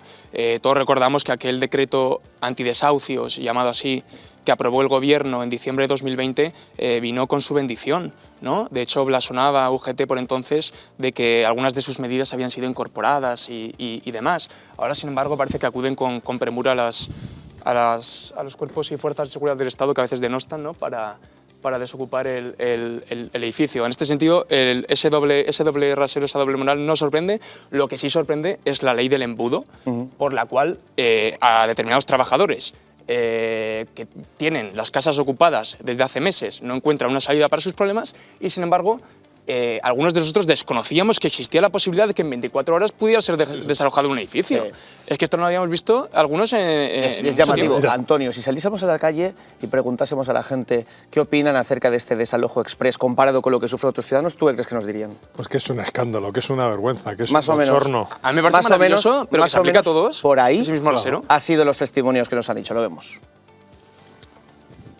De la noticia que la UGT ha sido ocupada, su sede aquí en Madrid, y han pedido un desahucio rápido, que les echen fuera, cuando ellos están en contra de los desahucios. ¿A ti qué te parece? Pues si están en contra de los desahucios, igual deberían mantenerse un poco en su postura, ¿no? Supongo. Hombre, bastante mal, nada más en plan viniendo de que UGT, como bien la ha las palabras dicen, es algo que es Unión General de Trabajadores. O sea, si una persona no trabaja, da igual, tiene que tener un piso, una casa, una comida y todo. A mí me parece el gobierno actual y por lo tanto el sindicato de ellos que lo mejor que puede pasar para España es que se vayan a tomar por culo. Porque son una panda de sinvergüenzas, pero ya lo sabíamos. Se dedican solo a gastar el dinero en mariscadas y luego no representan a los trabajadores. Cuando estaban las casas de otra gente, pues se indignaban, pero ahora se indignan con su sede. Son una panda de sinvergüenzas, nos quieren llevar a la ruina a todos estos sindicatos. O sea, que no se puede hablar tanto, ¿no?, sin ponerlo en práctica y saber cómo hacerlo, ¿no? Con la casa de otros, quizá pues se pongan solidarios y digan que no a los desahucios, pero cuando les toca en su sede... Pues por eso, que al final, si no te aplicas a ti tu propio discurso, es difícil confiar en tu mensaje. La cuestión aquí es que cuando es en casa de otros, UGT se ponía del lado de los ocupas, pero ahora en su sede se pone del lado del propietario. Perdón, ¿a ti qué te parece?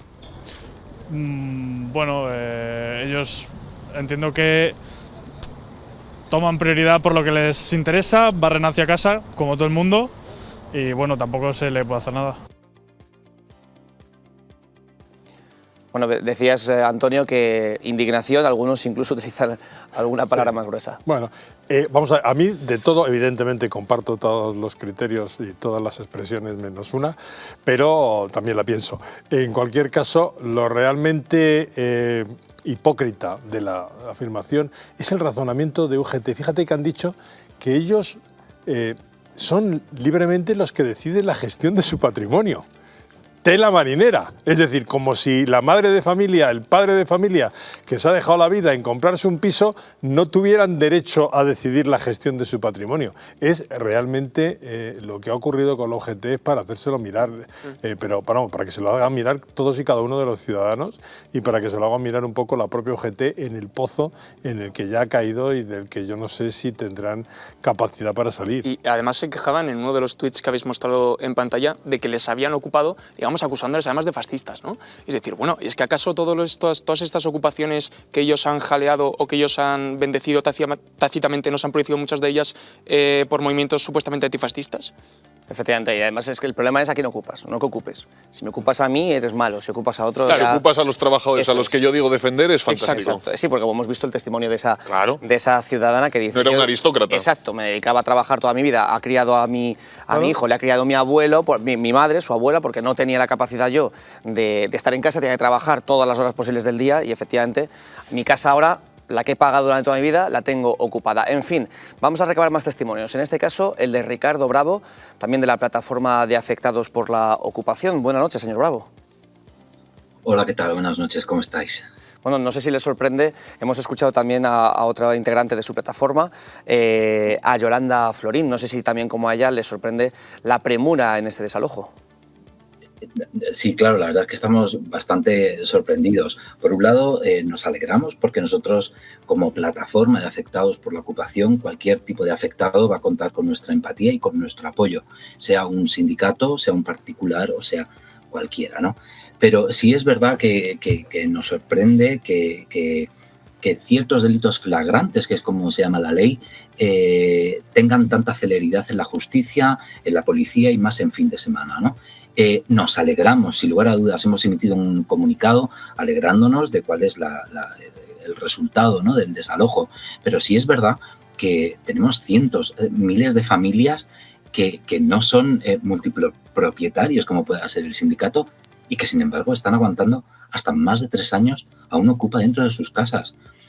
Os agradezco infinitamente la encuesta que habéis hecho por la calle preguntando y me gustaría que pudiera llegar este debate, ¿no?, a todos los rincones de España de por qué a unos sí y por qué a otros no. Porque realmente quienes necesitamos que nos ayuden somos los pequeños propietarios, los vecinos de edificios ocupados, gente que ha sufrido en ocupación. Y no paramos de pedir ayuda a todas las instancias, a todos los niveles administrativos y no encontramos ayuda. Es que no lo entendemos. Por eso nos salta una alegría, pero cierta indignación, porque vemos cómo a nosotros no se nos aplica. Ricardo, ¿tienen noticia de que UGT se haya solidarizado alguna vez con las reivindicaciones de la plataforma? No, de hecho hemos lanzado el comunicado pues para intentar tener una reunión con ellos y hablar de la experiencia que han vivido como víctimas de la ocupación, porque hemos de decir que nos ha impactado muchísimo el comunicado que han lanzado la UGT exigiendo el desalojo inmediato de su casa, porque todos los puntos que ellos suscriben, todos, nosotros lo llevamos defendiendo desde hace años. Y es curioso que además es el sindicato que es afín al Partido Socialista, el cual ni nos coge el teléfono cuando les llamamos. En ninguna de sus instancias, ni desde una alcaldía como pueda ser la de Móstoles, hasta el Congreso o el Senado. Entonces, sinceramente, estamos un poco impactados. ¿No ha podido tener que ver, Ricardo, con la rapidez del desalojo, la premura con la que el sindicato, el afectado, ha tomado cartas en el asunto?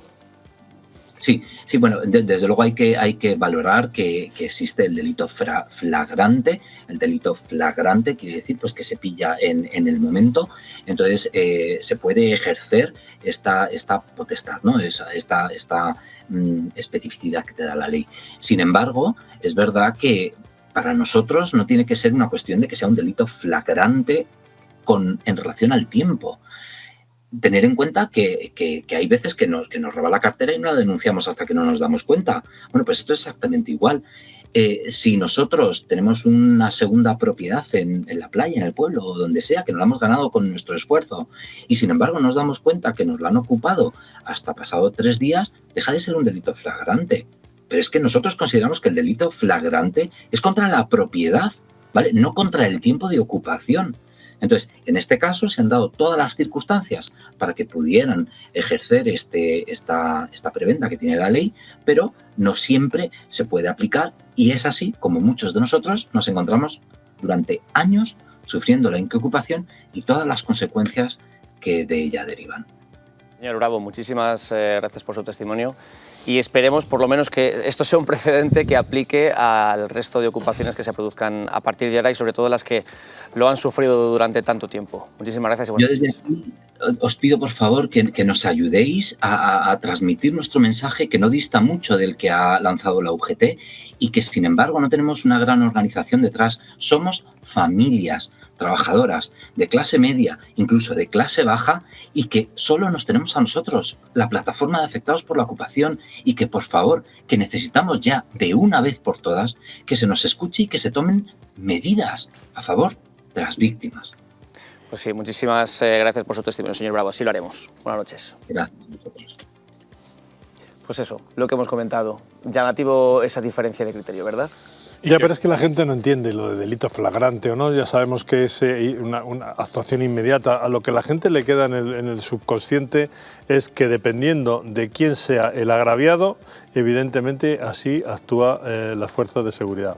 Y ese punto es al que no se debe llegar. Es decir, una propiedad privada, si alguien denuncia que alguien ha entrado en su casa, es decir, se le tendrá que exigir al que ha entrado los papeles que acreditan su propiedad. Y si no los tiene, si no tiene nada que asegure frente al propietario que esa vivienda le pertenece, se le tiene que desalojar inmediatamente. Es que es así, es decir, es que la razón es tan lógico que lo que no se entiende es que con 2 gobiernos, como hemos tenido aquí alternándose el poder, el Partido Socialista y el Partido Popular, todavía a estas alturas no se haya dado solución a este problema.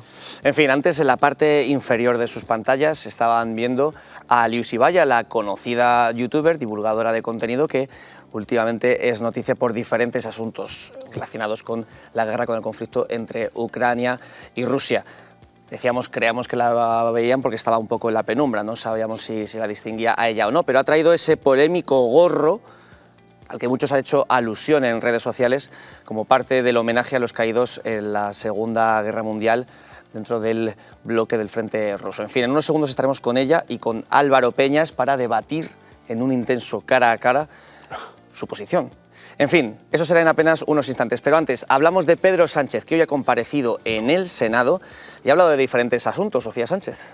Así es, Juanma. El Senado ha celebrado esta tarde por primera vez el Día de Europa con el objetivo de conmemorar el 72 aniversario de la Declaración Schuman. En el acto han participado de forma telemática la presidenta del Parlamento Europeo, Roberta Metsola, y Josep Borrell, alto representante de la Unión para Asuntos Exteriores y Política de Seguridad.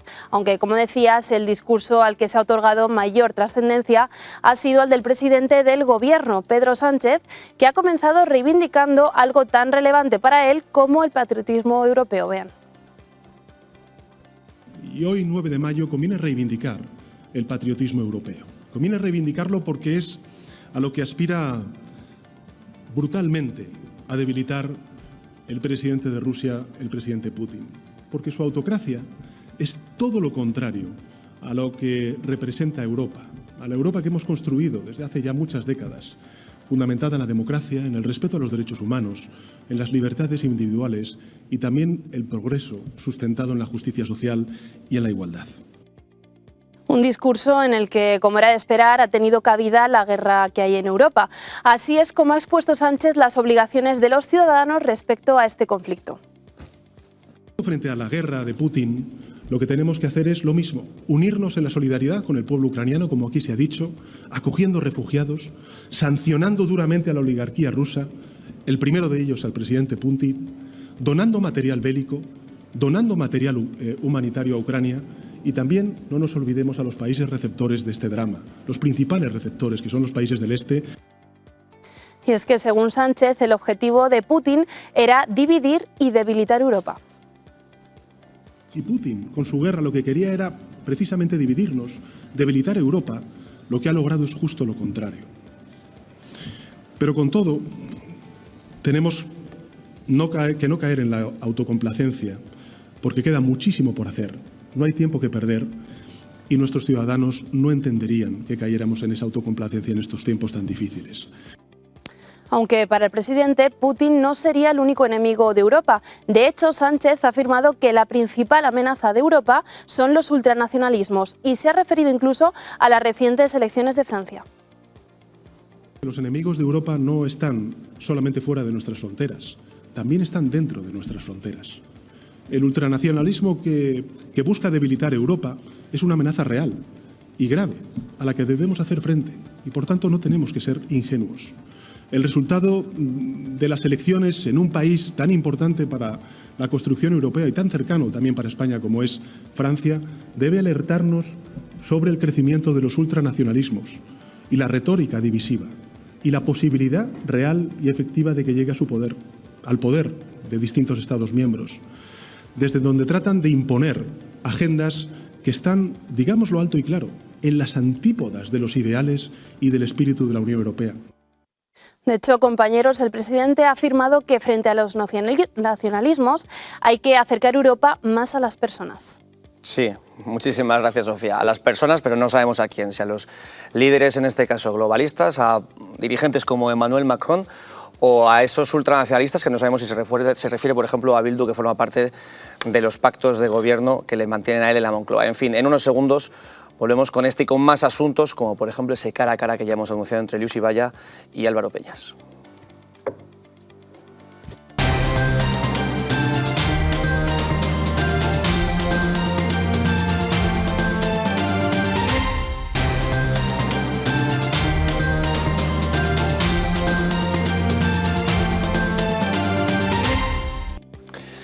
Bueno, en unos instantes vamos a hablar con tanto Liu Xibaya como Álvaro Peñas. Este Día de la Victoria, esa celebración del Día de la Victoria ha sido polémica porque en Madrid hubo una manifestación encabezada, o por lo menos en las que llevó voz cantante Liu Xibaya, y es llamativo para algunos que consideraban que ella no participaría en un acto así, en el que se pudieron ver símbolos comunistas.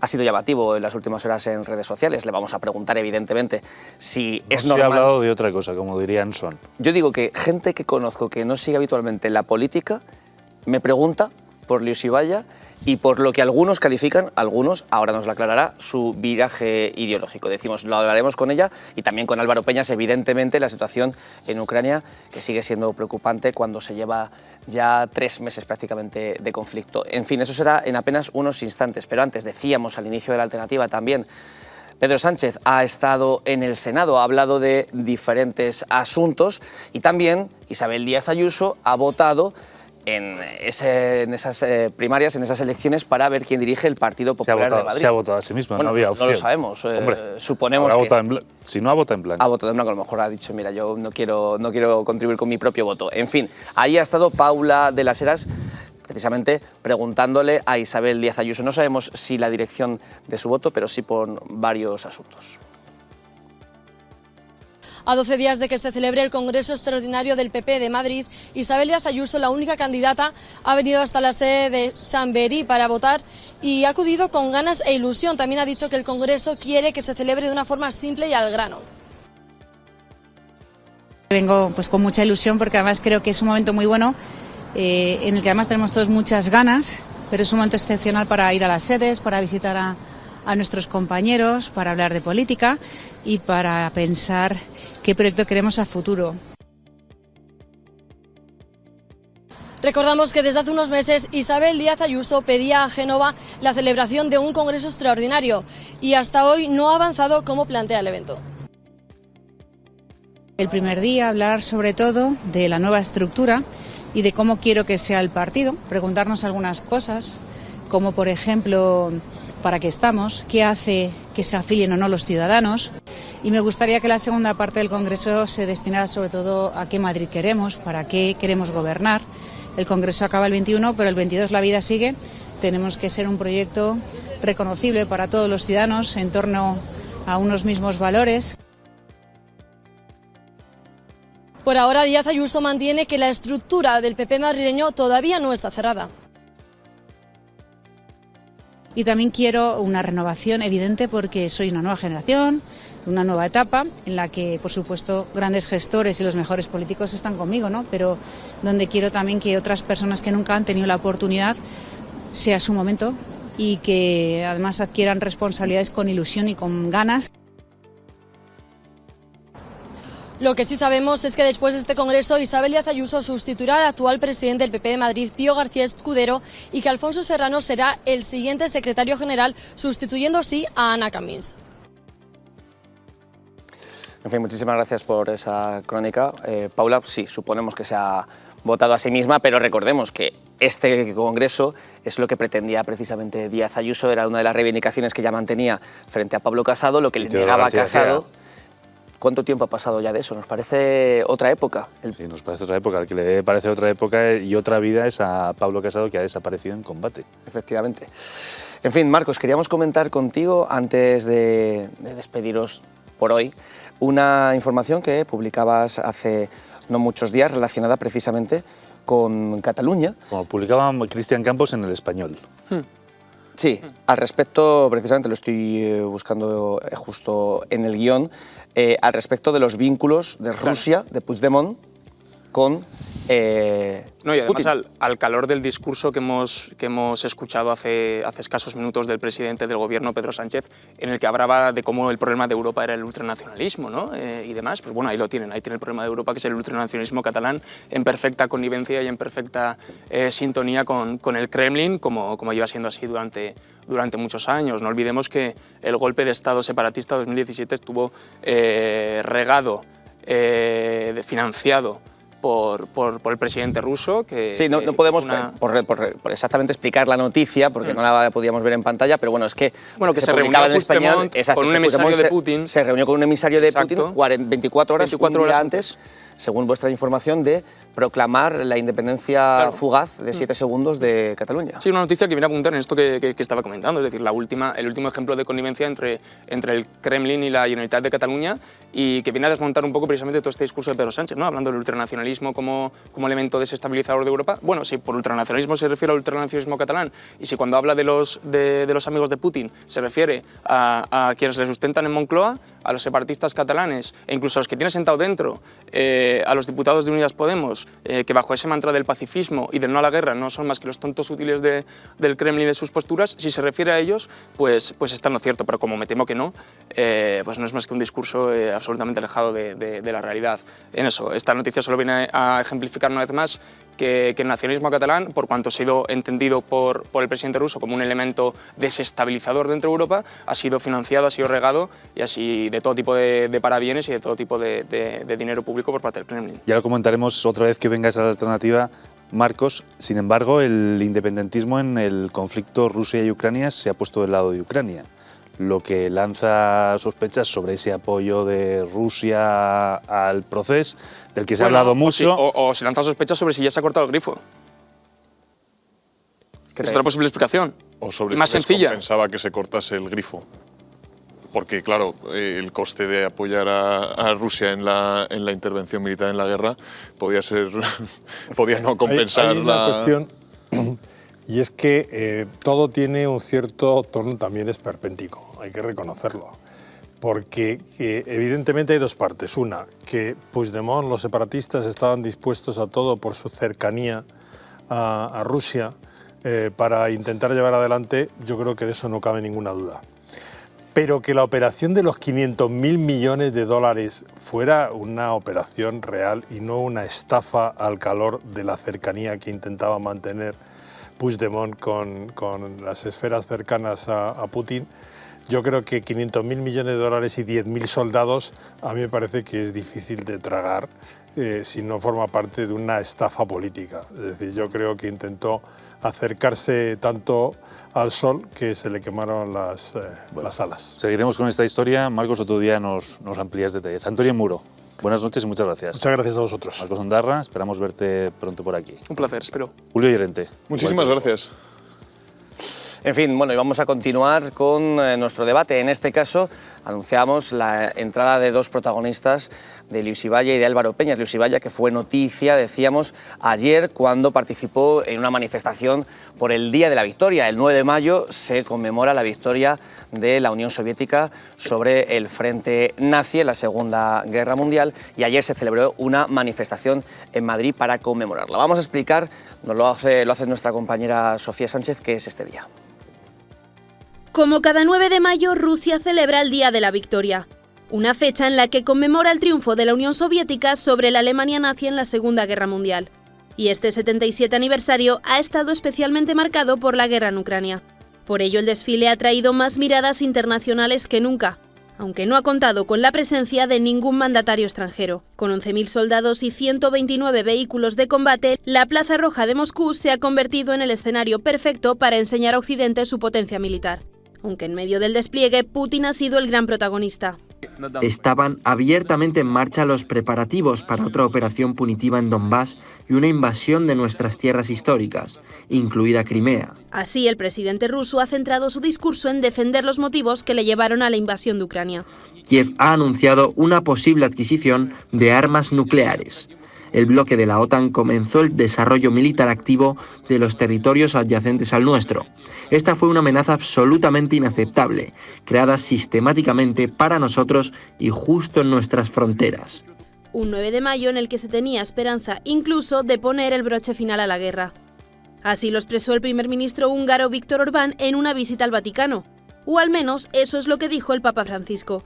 Pero parece que nada tiene que ver con la realidad, porque el conflicto sigue y es el propio Zelensky el que ahora dice que Ucrania celebrará 2 días de la victoria y el Kremlin ninguno. Y es que Putin no ha sido el único centro de atención hoy.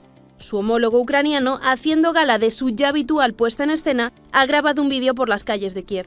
No hay grilletes que puedan atar nuestros espíritus libres, no hay ocupantes que puedan echar raíces en nuestra tierra libre, no hay invasor que pueda gobernar nuestro pueblo libre. Tarde o temprano venceremos, ya sea la horda, ya sea el nazismo, ya sea la mezcla de lo primero y lo segundo, que es el enemigo actual. Ganaremos, porque esta es nuestra tierra. Una guerra sin certezas que ya suma 74 días. Bueno, pues ya tenemos a los dos protagonistas en nuestra mesa. Los contendientes. Eso es. Luis Ibaya. ¿Qué tal? Buenas noches. Buenas noches. ¿Qué Luis Ibaya ha venido hoy? Pues no lo sé. Yo Bueno, no me habéis dicho si me ponía el gorrito o si no, entonces estoy indecisa. Ahora vamos con ese asunto. Yo era partidario de que no, por la costumbre de no ir cubierto cuando estás dentro de un edificio, sobre todo por lo que simbolizaba el gorro.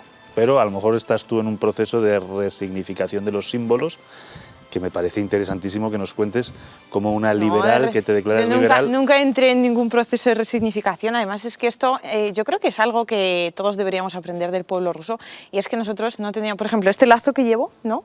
Es de la Orden de San Jorge y es el lazo pues, que sus cintas naranja y negras simbolizan el humo y fuego en combate, ¿no? Y este lazo fue introducido por Catalina la Grande en el año 1769.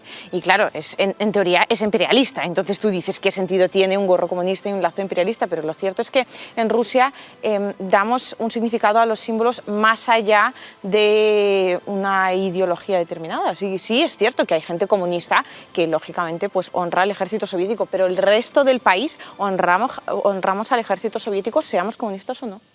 Te decía lo del gorro también, Luis Ibaya, porque patria.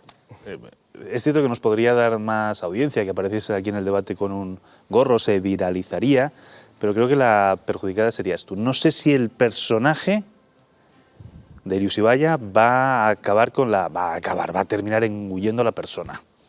No, para nada. ¿Es un riesgo que manejas? No. Que contemplas. A ver, es que no contemplo realmente riesgos. La gente, yo entiendo que la gente como que igual no lo pilla demasiado bien, ¿no? Porque yo a veces... Es difícil de pillar.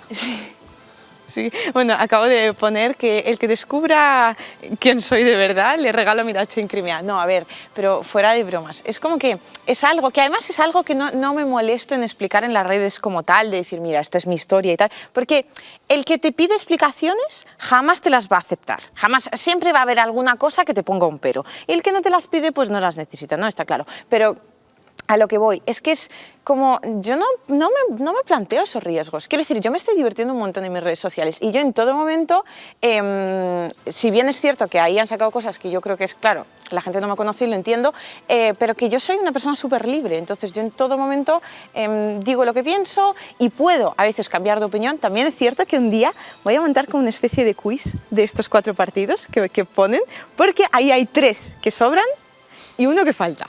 Yo solo he estado en 2 partidos en mi vida, lo desvelo, solo en 2. Y de estos 3, además, hay uno que no estuviera nunca, sino que es uno con el que menos he simpatizado. Ahora lo vemos. Álvaro Peñas. Muy buenas noches. ¿No habrás estado en el partido bolchevique, Luis Ibaya? ¿En el partido bolchevique? ¿El partido bolchevique? Todavía no. Después de lo del gorro... No, todavía no. Pero es Bien. que es algo que no sé. O sea, como que la gente, por ejemplo, no entiende que cuando tú sales con un cartel de apoderada puedes apoderar una causa, o incluso que puedes, por ejemplo, y yo eso lo he hecho, hay uno de esos partidos donde salgo porque hay una persona muy especial Ahora lo vemos, a la que le ayudo. Ahora lo vemos porque sí que queremos comentar eso también, evidentemente, más allá del análisis Es tan del emocionante. supuesto viraje, decimos, ideológico. También hay que analizar el conflicto, que es sobre todo lo que más nos interesa y más nos importa. También por eso queremos contar con el testimonio de José Menéndez Manjón, analista internacional y que bebe principalmente de las fuentes rusas a las que nosotros aquí en Occidente no podemos acceder, porque sí que es cierto que con independencia de la visión de cada uno, informativamente solamente se está hablando desde un punto de vista. Señor Manjón, buenas noches. Buenas noches.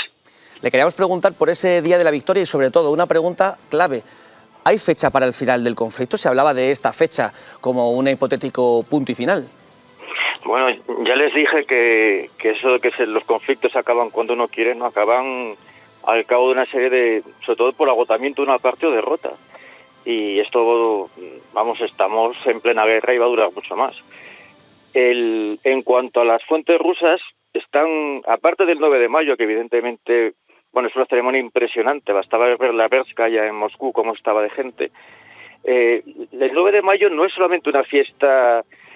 O sea, para los rusos tiene un significado que va más allá de la victoria en el 45. Es también la fiesta de los abuelos, de las abuelas. O sea, todas las familias rusas tienen a alguien que murió en esa guerra. cuando vemos la manifestación, vemos a la gente que va con el lazo de San Jorge, o sea, con la cruz de San Jorge era la condecoración militar más importante del Imperio Ruso, y era un símbolo de los zares, era un símbolo de Catalina, de Nicolás, de Alejandro, de los grandes monarcas rusos, y la gente lleva el lazo de San Jorge, lleva lo que aquí llamamos bandera comunista, allí se llama bandera de la victoria. O sea, no tiene el significado ideológico que le vemos aquí, es el significado de la victoria sobre los alemanes. Y luego la gente lleva la foto de los abuelos, la foto del tío que murió en una batalla. Recordad que tuvieron 26 millones de muertos, que se dice pronto, que todas las familias rusas, de una manera u otra, han tenido una participación con muertos y con heridos en esa guerra, que 70.000 pueblos fueron completamente destruidos, que al oeste de Moscú no quedó una sola ciudad en pie. Entonces eso para el pueblo ruso tiene un significado especial. Y luego hay otra cosa que nosotros, quizá los occidentales, no entendemos muy bien porque somos muy individualistas, pero es una especie de fiesta de los antepasados y de la tierra. O sea, la Rodina, la madre tierra de los rusos, tiene un significado místico, y los antepasados también. Y de hecho, señor Manjón, de cierta forma lo guardan ahí. De hecho, señor Manjón, corríjame si me equivoco, no solamente es festivo en Rusia, sino en prácticamente en todas las exrepúblicas soviéticas. Sí, en casi todas. Eso es. Pues muchísimas gracias. Sentimos no poder tener más tiempo para dedicarle a su análisis hoy, pero seguramente en esta semana volveremos a contar con usted, porque siempre es interesante conocer esa información que muchas veces no nos llega hasta aquí. Muchísimas gracias y buenas noches. A ustedes. Buenas noches. Bueno, ahora sí, vamos a escuchar... Por favor, yo os tengo que decir muchísimas gracias de mi parte y de parte de toda la comunidad rusa. Yo creo que ha sido el primer programa que se ha atrevido a explicar esto, que parece como muy básico, pero por lo que he visto por las reacciones en Twitter y tal, en España se desconoce por completo y no se entiende nada. Así que de verdad, muchas gracias. Bueno, pues porque lo que ha explicado es que es tal cual.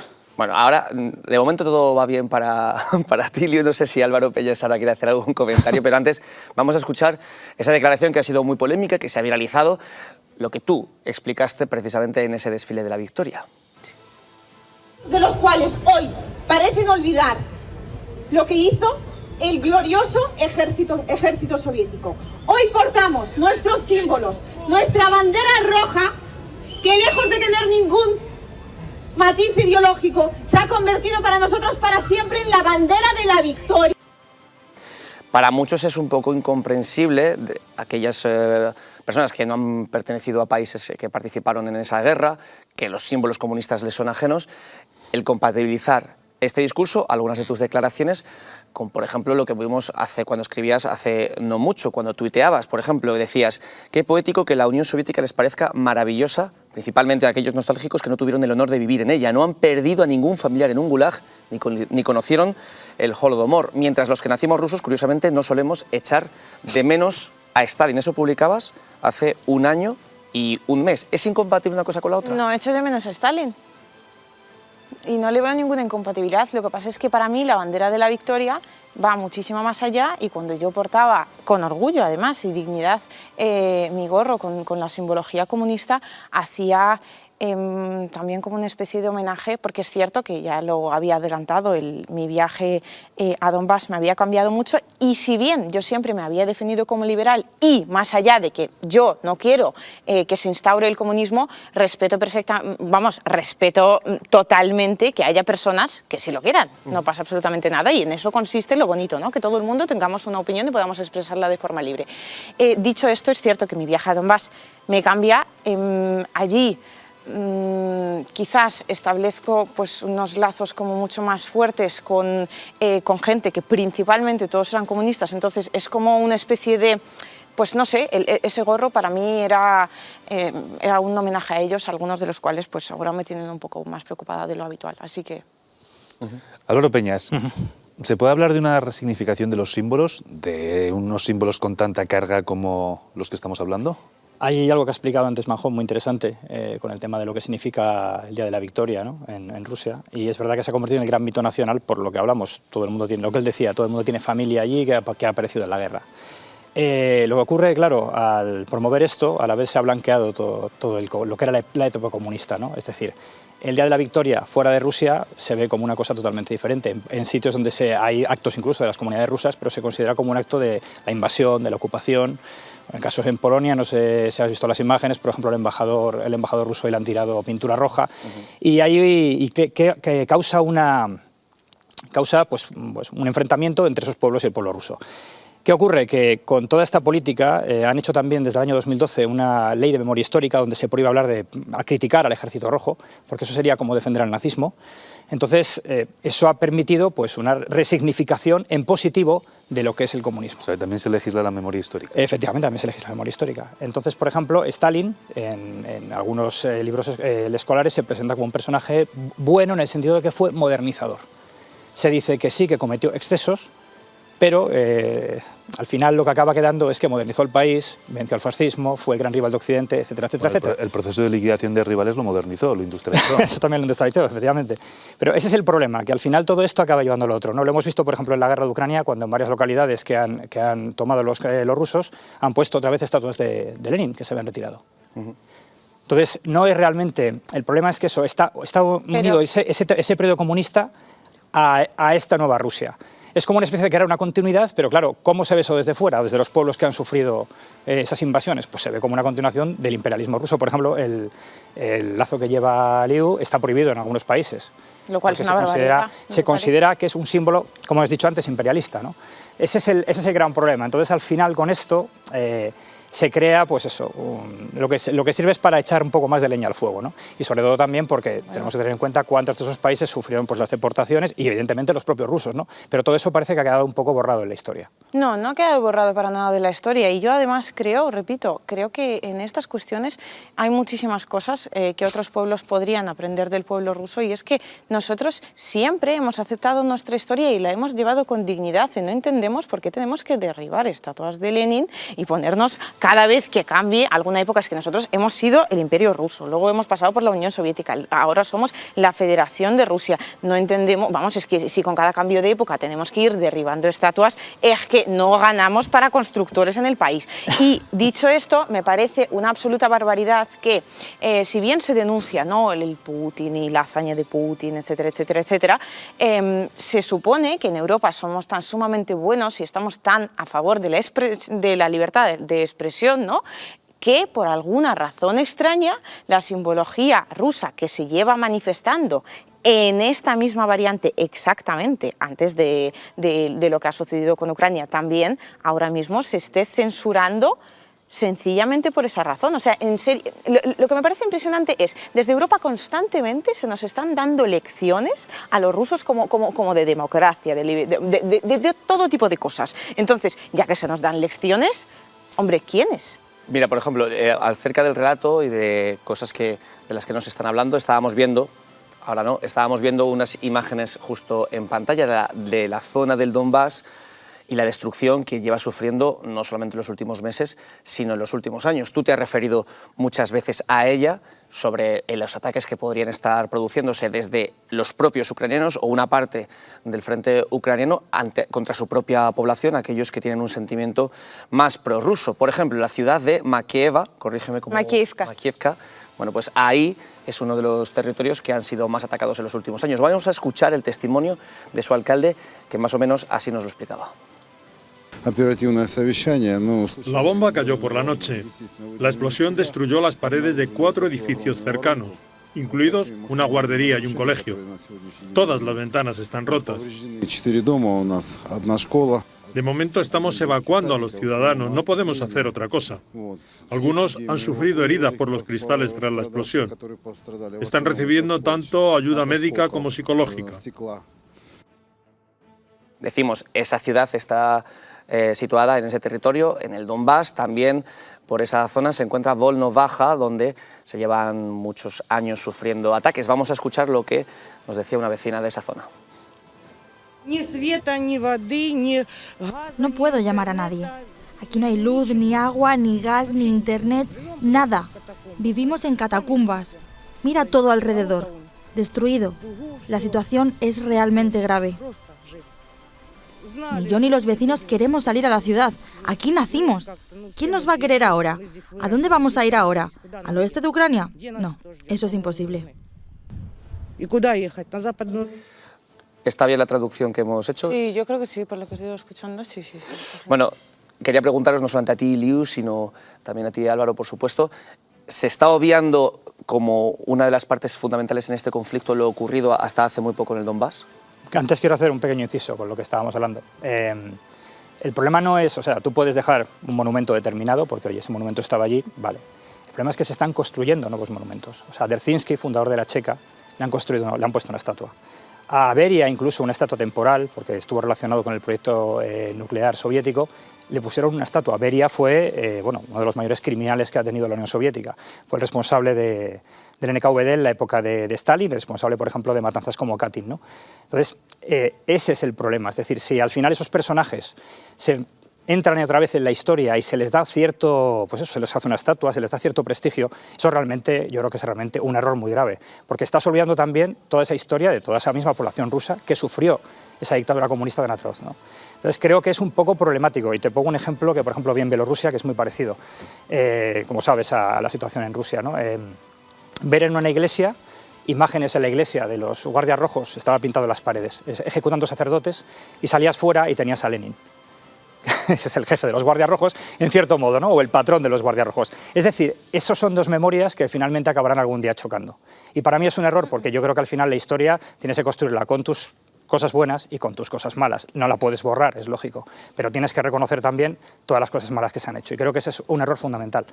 Independientemente de este tema, respecto a lo que me preguntabas, sí es cierto que el conflicto del Donbass, como cualquier conflicto que dura años, se olvida. Y esto es así, lo vemos en muchísimos otros casos. En cuanto un conflicto se alarga en el tiempo, deja de prestar los medios dejan de ir, no hay atención y van perdiendo el interés. Entonces, eso sí es cierto. Pero también es cierto que lo que ha sucedido ahí ha sido entre los dos bandos, es decir, no ha sido solamente Ucrania la que ha bombardeado. Según todos los informes que hay, los informes de la ONU, las violaciones del alto el fuego han sido por los dos bandos. Los muertos civiles han sido por los dos bandos. Es decir, desgraciadamente, la artillería, pues, cuando la disparas, a veces no distingue, ¿no? Y caen muertos, o sea, caen víctimas en ambos bandos. Incluso también, recordad el famoso avión holandés que fue derribado por los separatistas. Esos muertos se incluyen en la cifra de muertos del informe de la ONU en el Donbass. Bueno, eso del avión derribado por los separatistas habría que verlo, porque resulta que había coincidido allí, si bien no había preparado expresamente material, ni iba a preparar expresamente material sobre el tema, coincidía allí con varias personas que vivían en esos dos pueblos donde cayó el avión. Además contaban cosas absolutamente aterradoras, como que estaba una familia viendo la tele y de repente caía una persona muerta, porque claro, es que el avión, por lo visto, los cadáveres caían por todos lados. Y decían que los habitantes de ese pueblo habían visto varios días atrás a un grupo de paracaidistas bajarse de allí. Y de hecho, según los militares de la DNR, no disponían del tipo de armamento que había que utilizar, Pero hubo un juicio, hubo un juicio, bueno, y se condenó a los independentistas. ¿Quién celebró el juicio? Bueno, pues se celebró en Holanda. Es que claro, sí. No, es que, a ver, perdona. Claro, si tampoco podemos confiar en eso, si el juicio lo tiene que hacer la milicia del Donetsk, puede ser tampoco. Ese es el problema, que ahora mismo estamos presenciando una absoluta parcialidad de todo el sistema internacional de hecho y de derecho, porque si te fijas, siempre la comunidad internacional europea / estadounidense termina siendo juez y parte. O sea, ahora mismo a Rusia se la echa el Consejo de Derechos Humanos de la ONU, y sin embargo allí permanecen otros países que igual podrían ser mucho más cuestionables. O sea, es lo mismo que recalco siempre. Pero vale, es que hace años, no es de ahora, eso no tiene que ver con la situación actual, es una cuestión, no, es que la situación lo que te quiero decir es que de ahora y de siempre es que siempre a Rusia, desde Estados Unidos, siempre se ha incentivado una política de división entre Rusia y Europa, porque si hubiera una unión real entre Rusia y Europa, esa unión muy probablemente sería invencible. Entonces, Estados Unidos, Europa, perdóname, Polonia. ¿Cómo? Polonia, los países bálticos también son europeos. Ucrania también que es estoy europea. diciendo la Entonces, totalidad de la Unión Europea, pero claro, los países bálticos también. ¿Qué problema tienes? Sí, bueno, pero no tengo con que ningún haya problema, una buena pero relación, vamos a ver, es porque que... Rusia tiene los recursos y Europa tiene la tecnología y tiene la riqueza económica. Entonces, sí, pero la esa televisión unión... báltica no sale como invadir, por ejemplo, Moscú. La televisión rusa sale como invadir los países bálticos.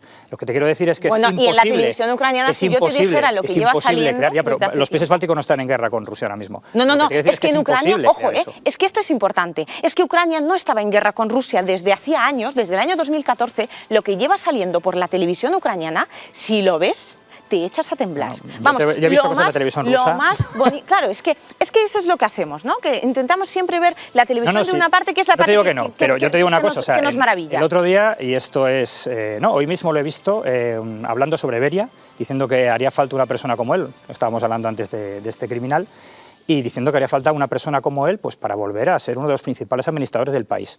Otro contertulio hablaba de matar a 2 millones de personas, de ucranianos, porque son nazis.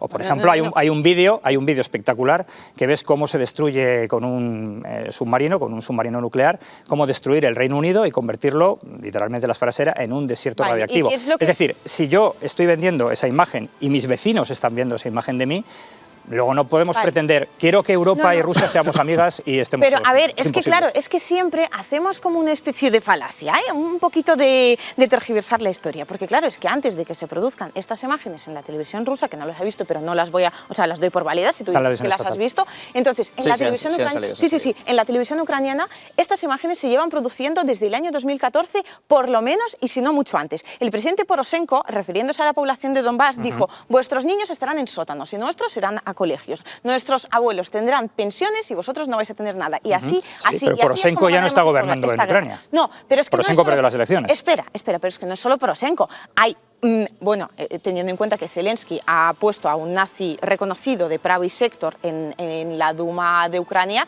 pues te puedes imaginar las lindezas que esta gente ha podido soltar por la boca. Han dicho, desde el gobierno de Ucrania se ha llegado a decir que ojalá tuviera un armamento nuclear para darle a Rusia su merecido y para defender la nación ucraniana. Sí, pero... Esto, cuando la situación actual, te digo, pues llevaba años sin producirse.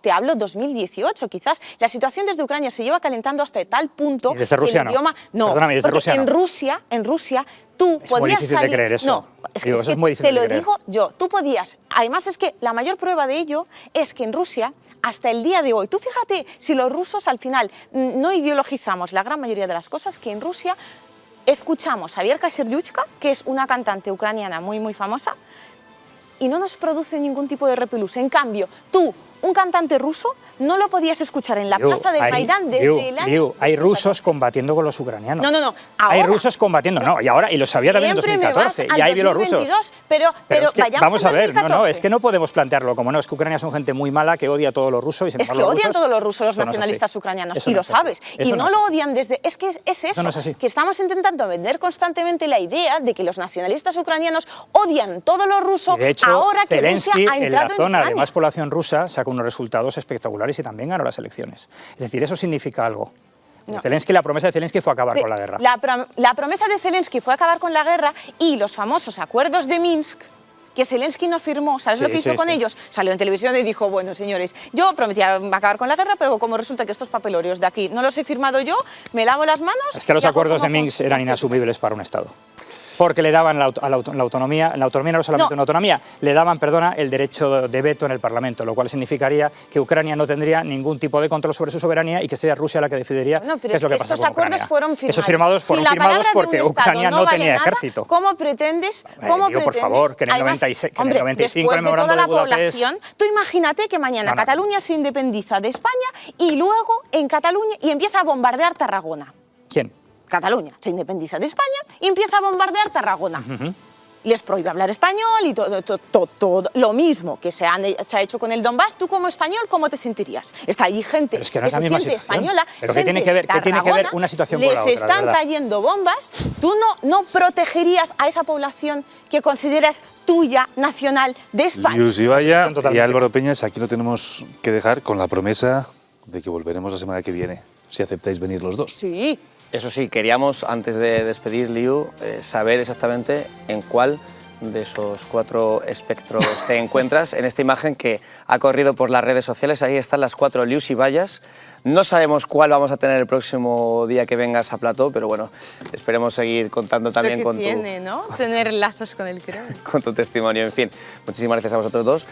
Y Gonzalo, mañana a las 10 de la noche aquí en el Plató de la Alternativa, más y mejor, ¿verdad? Me encantará estar aquí otra vez contigo.